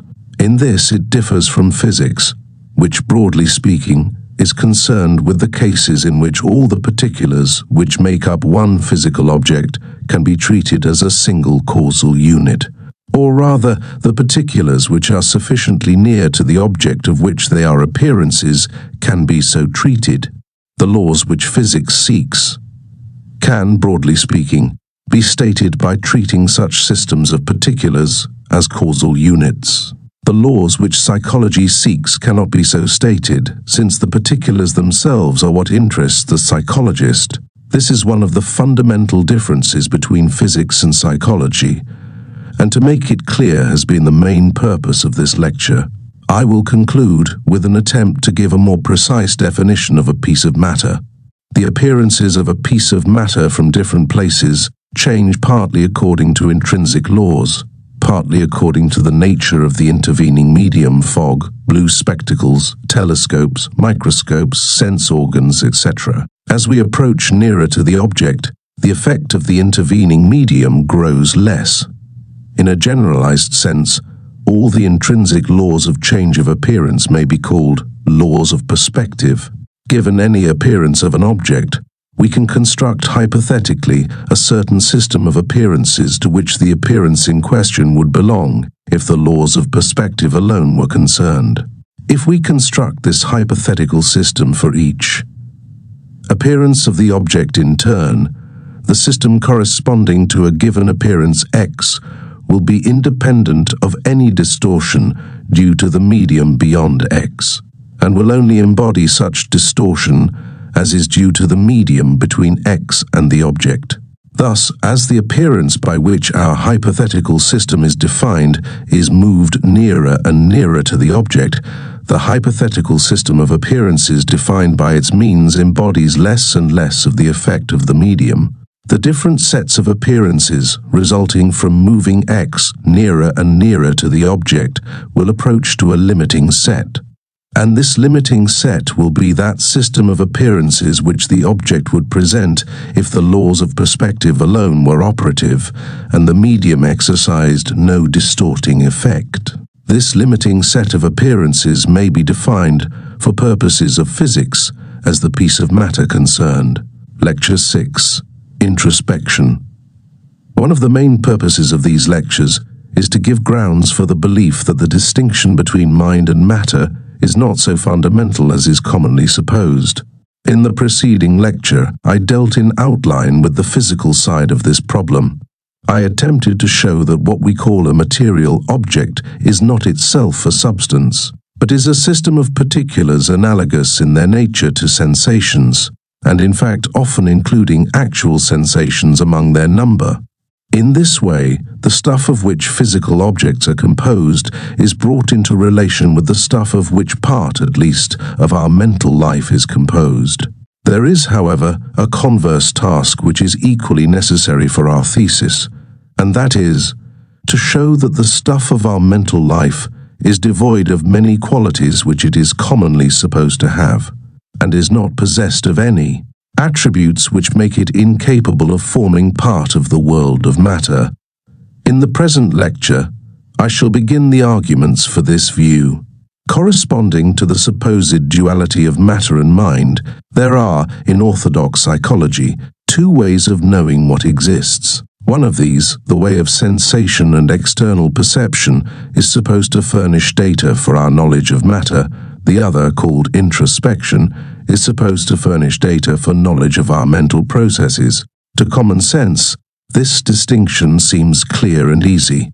When you see a friend coming along the street, you acquire knowledge of an external physical fact. When you realize that you are glad to meet him, you acquire knowledge of a mental fact. Your dreams and memories and thoughts, of which you are often conscious, are mental facts, and the process by which you become aware of them seems to be different from sensation. Kant calls it the inner sense. Sometimes it is spoken of as consciousness of self, but its commonest name in modern English psychology is introspection. It is this supposed method of acquiring knowledge of our mental processes that I wish to analyze and examine in this lecture. I will state at the outset the view which I shall aim at establishing. I believe that the stuff of our mental life, as opposed to its relations and structure, consists wholly of sensations and images. Sensations are connected with matter in the way that I tried to explain in Lecture 5, that is, each is a member of a system which is a certain physical object. Images, though they usually have certain characteristics, especially lack of vividness, that distinguish them from sensations, are not invariably so distinguished, and cannot therefore be defined by these characteristics.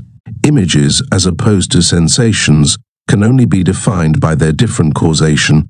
They are caused by association with a sensation, not by a stimulus external to the nervous system, or perhaps one should say external to the brain, where the higher animals are concerned. The occurrence of a sensation or image does not in itself constitute knowledge, but any sensation or image may come to be known if the conditions are suitable. When a sensation, like the hearing of a clap of thunder, is normally correlated with closely similar sensations in our neighbors, we regard it as giving knowledge of the external world, since we regard the whole set of similar sensations as due to a common external cause. But images and bodily sensations are not so correlated. Bodily sensations can be brought into a correlation by physiology, and thus take their place ultimately among sources of knowledge of the physical world. but images cannot be made to fit in with the simultaneous sensations and images of others. Apart from their hypothetical causes in the brain, they have a causal connection with physical objects, through the fact that they are copies of past sensations, but the physical objects with which they are thus connected are in the past, not in the present. These images remain private in a sense in which sensations are not. A sensation seems to give us knowledge of a present physical object, while an image does not, except when it amounts to a hallucination, and in this case, the seeming is deceptive. Thus, the whole context of the two occurrences is different, but in themselves they do not differ profoundly, and there is no reason to invoke two different ways of knowing for the one and for the other. Consequently, introspection as a separate kind of knowledge disappears. The criticism of introspection has been in the main the work of American psychologists. I will begin by summarizing an article which seems to me to afford a good specimen of their arguments, namely, The Case Against Introspection by Knight Dunlap. After a few historical quotations, he comes to two modern defenders of introspection, Stout and James. He quotes from Stout such statements as the following: "Psychical states as such become objects only when we attend to them in an introspective way. Otherwise they are not themselves objects, but only constituents of the process by which objects are recognized. The object itself can never be identified with the present modification of the individual's consciousness by which it is cognized. This is to be true even when we are thinking about modifications of our own consciousness. Such modifications are to be always at least partially distinct from the conscious experience in which we think of them." At this point, I wish to interrupt the account of Knight Dunlap's article in order to make some observations on my own account with reference to the above quotations from Stout. In the first place, the conception of psychical states seems to me one which demands analysis of a somewhat destructive character. This analysis I shall give in later lectures as regards cognition. I have already given it as regards desire. In the second place, the conception of objects depends upon a certain view as to cognition which I believe to be wholly mistaken, namely, the view which I discussed in my first lecture in connection with Brentano. In this view, a single cognitive occurrence contains both content and object, the content being essentially mental, while the object is physical except in introspection and abstract thought. I have already criticized this view and will not dwell upon it now, beyond saying that the process by which objects are cognized appears to be a very slippery phrase. When we see a table, as common sense would say, the table as a physical object is not the object of our perception. Our perception is made up of sensations, images, and beliefs, but the supposed object is something inferential, externally related, not logically bound up with what is occurring in us. This question of the nature of the object also affects the view we take of self-consciousness, obviously different from a physical object. Therefore, it is natural to assume that a thought or perception whose object is a conscious experience must be different from a thought or perception whose object is a physical object.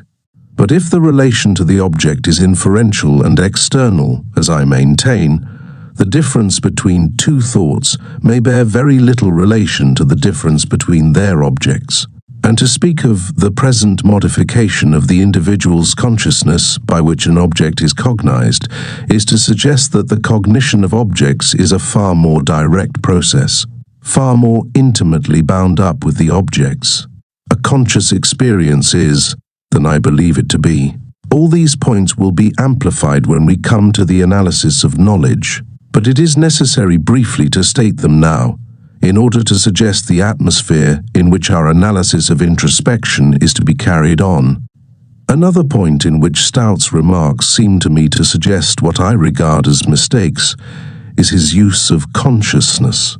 There is a view which is prevalent among psychologists, to the effect that one can speak of a conscious experience in a curious dual sense, meaning, on the one hand, an experience which is conscious of something and, on the other hand, an experience which has some intrinsic nature characteristic of what is called consciousness. That is to say, a conscious experience is characterized on the one hand by relation to its object, and on the other hand by being composed of a certain peculiar stuff, the stuff of consciousness. And in many authors there is yet a third confusion.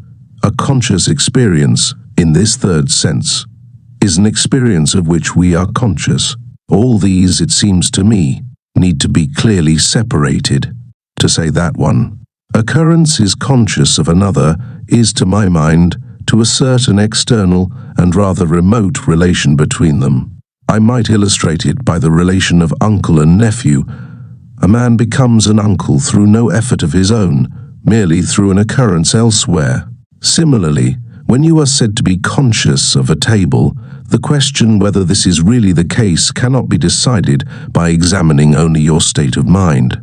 It is necessary also to ascertain whether your sensation is having those correlates which past experience causes you to assume, or whether the table happens, in this case, to be a mirage. And, as I explained in my first lecture, I do not believe that there is any stuff of consciousness, so that there is no intrinsic character by which a conscious experience could be distinguished from any other. After these preliminaries, we can return to Knight Dunlap's article. His criticism of Stout turns on the difficulty of giving any empirical meaning to such notions as the mind or the subject. He quotes from Stout the sentence, "The most important drawback is that the mind, in watching its own workings, must necessarily have its attention divided between two objects." And he concludes, "Without question, Stout is bringing in here illicitly the concept of a single observer, and his introspection does not provide for the observation of this observer, for the process observed and the observer are distinct." The objections to any theory which brings in the single observer were considered in Lecture I and were acknowledged to be cogent. In so far, therefore, as Stout's theory of introspection rests upon this assumption, we are compelled to reject it. But it is perfectly possible to believe in introspection without supposing that there is a single observer. William James's theory of introspection, which Dunlap next examines, does not assume a single observer. It changed after the publication of his Psychology, in consequence of his abandoning the dualism of thought and things. Dunlap summarizes his theory as follows.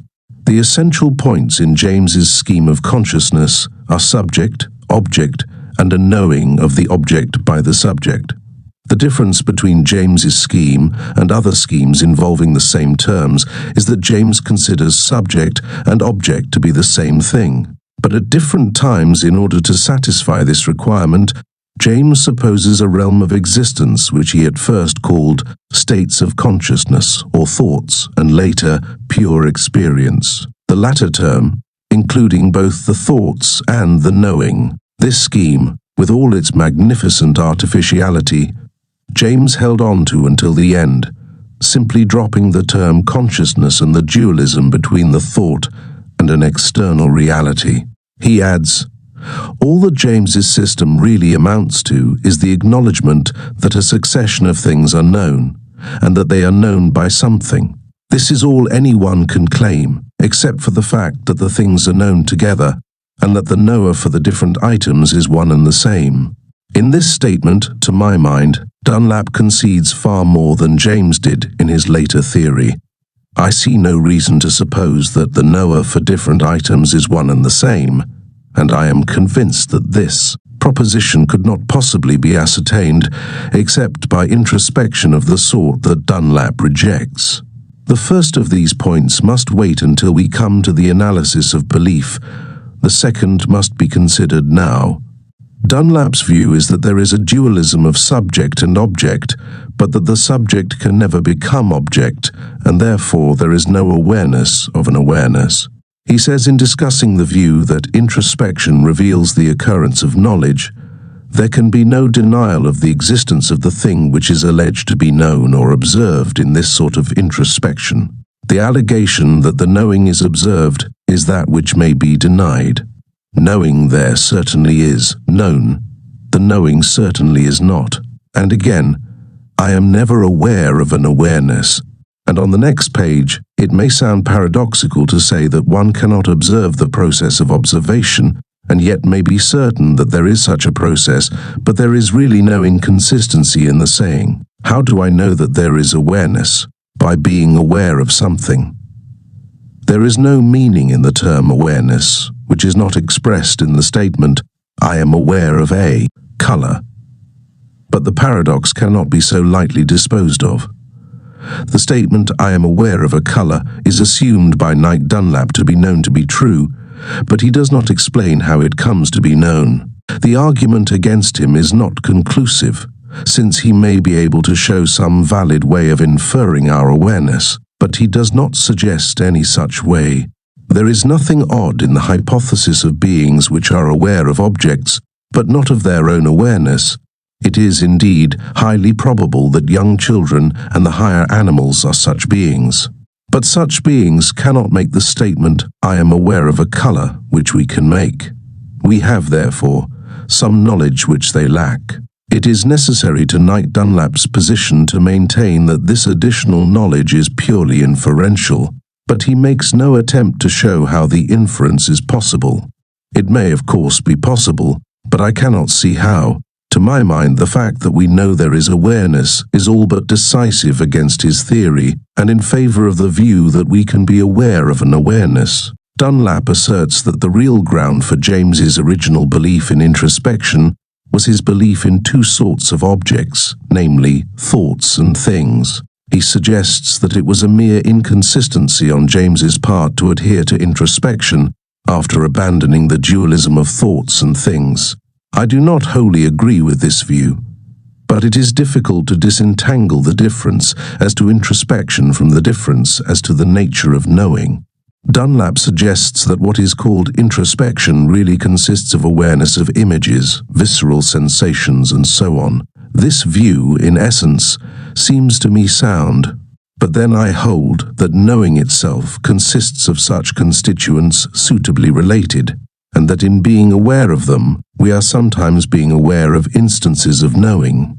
For this reason, much as I agree with his view as to what are the objects of which there is awareness, I cannot wholly agree with his conclusion as to the impossibility of introspection. The behaviorists have challenged introspection even more vigorously than Knight Dunlap, and have gone so far as to deny the existence of images. But I think that they have confused various things which are very commonly confused, and that it is necessary to make several distinctions before we can arrive at what is true and what false in the criticism of introspection. I wish to distinguish three distinct questions, any one of which may be meant when we ask whether introspection is a source of knowledge. The three questions are as follows. Can we observe anything about ourselves which we cannot observe about other people, or is everything we can observe public, in the sense that another could also observe it if suitably placed? Does everything that we can observe obey the laws of physics and form part of the physical world, or can we observe certain things that lie outside physics? Can we observe anything which differs in its intrinsic nature from the constituents of the physical world? Or is everything that we can observe composed of elements intrinsically similar to the constituents of what is called matter? Any one of these three questions may be used to define introspection. I should favor introspection in the sense of the first question, that is, I think that some of the things we observe cannot, even theoretically, be observed by anyone else. The second question, tentatively and for the present, I should answer in favor of introspection.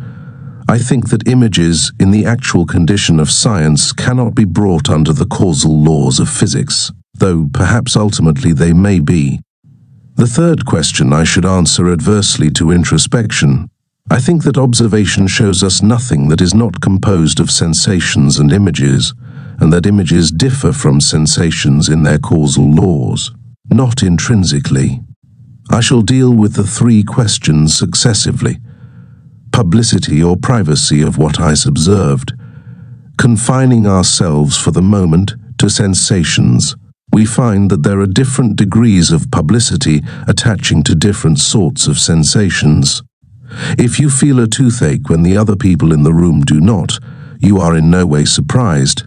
But if you hear a clap of thunder when they do not, you begin to be alarmed as to your mental condition. The most public of the senses, smell only a trifle less so, touch, again, a trifle less, since two people can only touch the same spot successively, not simultaneously. Taste has a sort of semi-publicity, since people seem to experience similar taste sensations when they eat similar foods, but the publicity is incomplete, since two people cannot eat actually the same piece of food.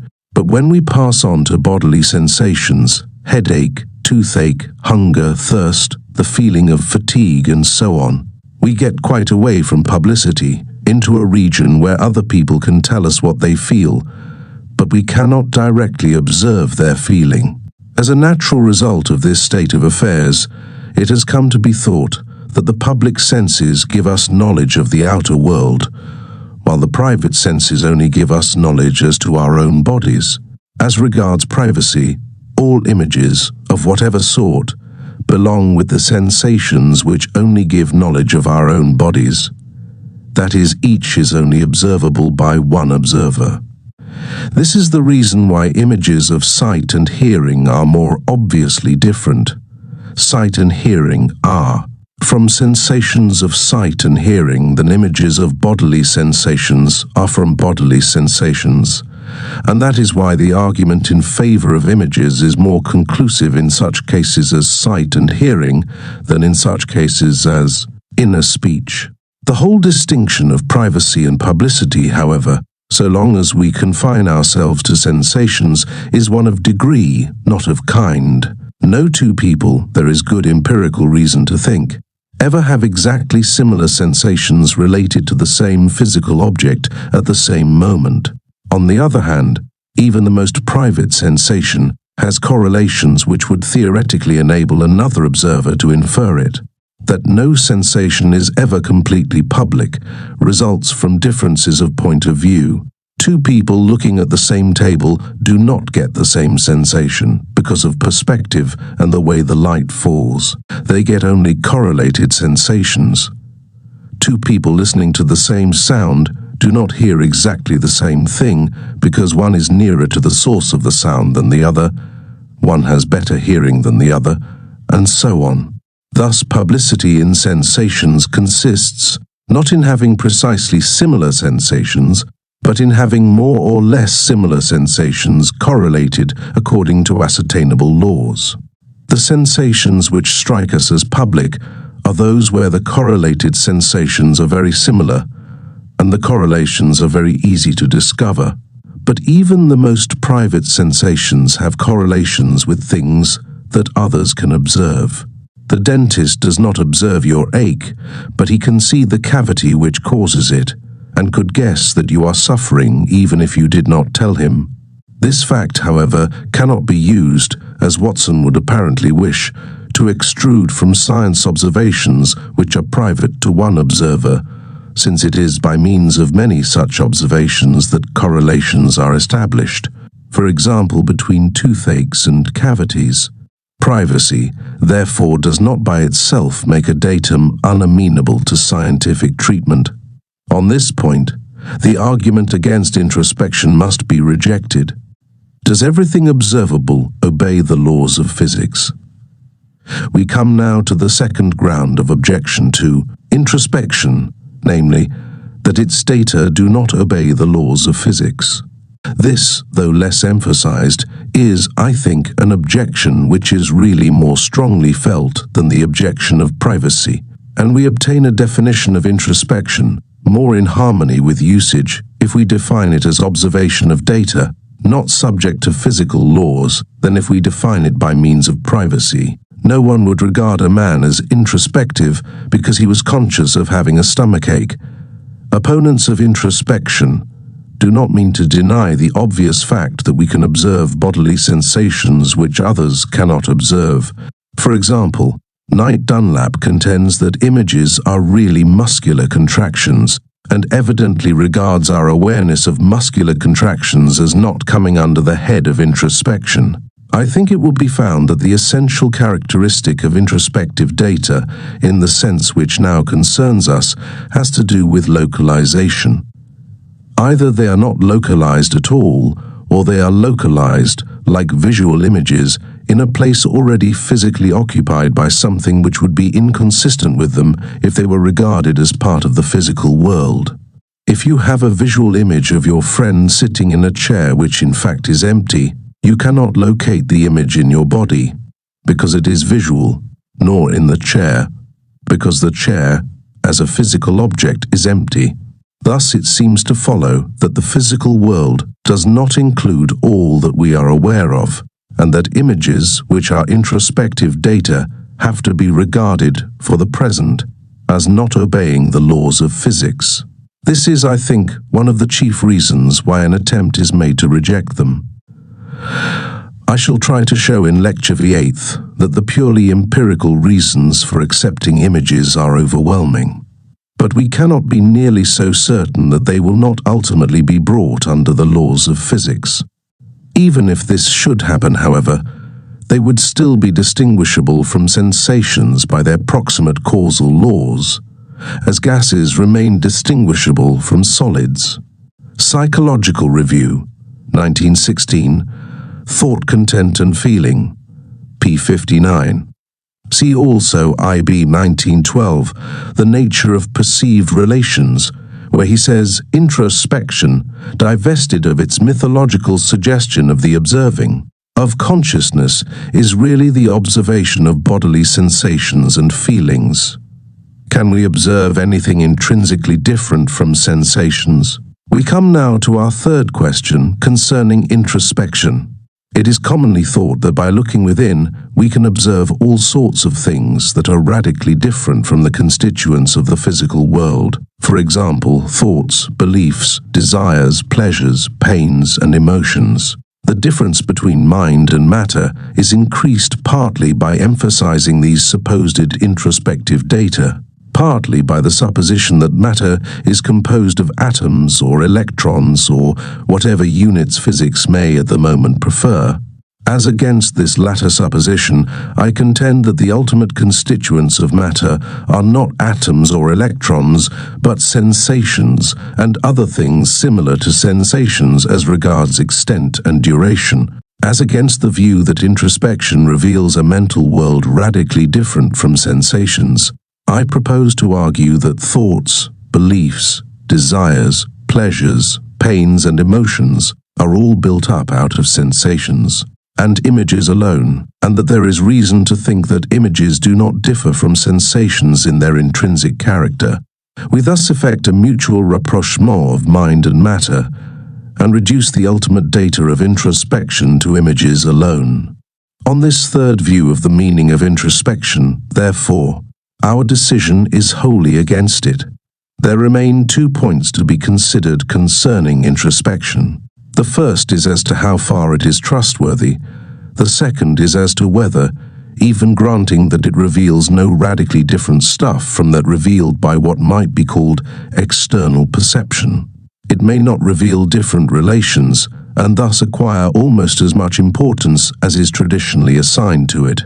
To begin with the trustworthiness of introspection, it is common among certain schools to regard the knowledge of our own mental processes as incomparably more certain than our knowledge of the external world. This view is to be found in the British philosophy which descends from Hume and is present, somewhat veiled, in Kant and his followers. There seems no reason whatever to accept this view. Our spontaneous, unsophisticated beliefs, whether as to ourselves or as to the outer world, are always extremely rash and very liable to error. The acquisition of caution is equally necessary and equally difficult in both directions.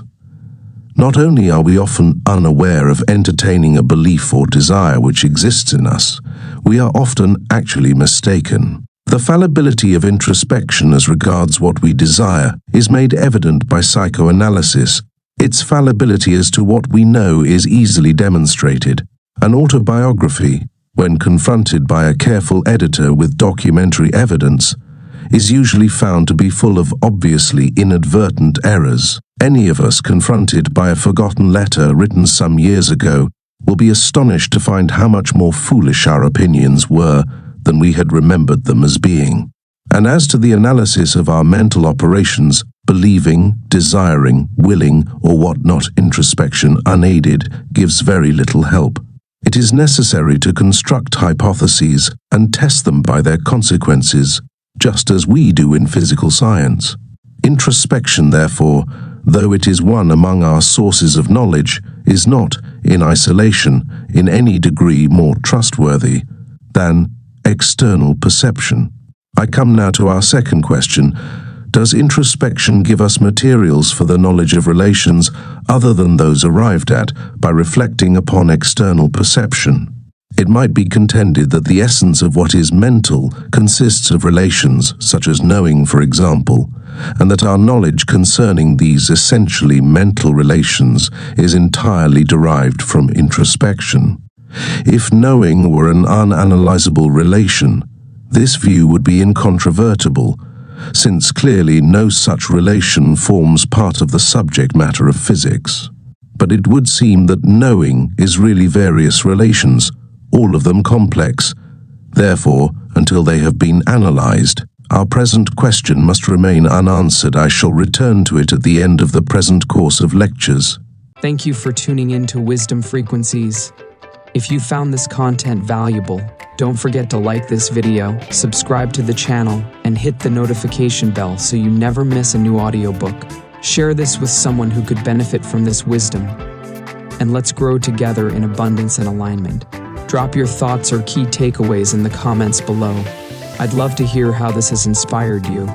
Until next time, stay aligned, stay abundant, and keep tuning into your wisdom frequencies.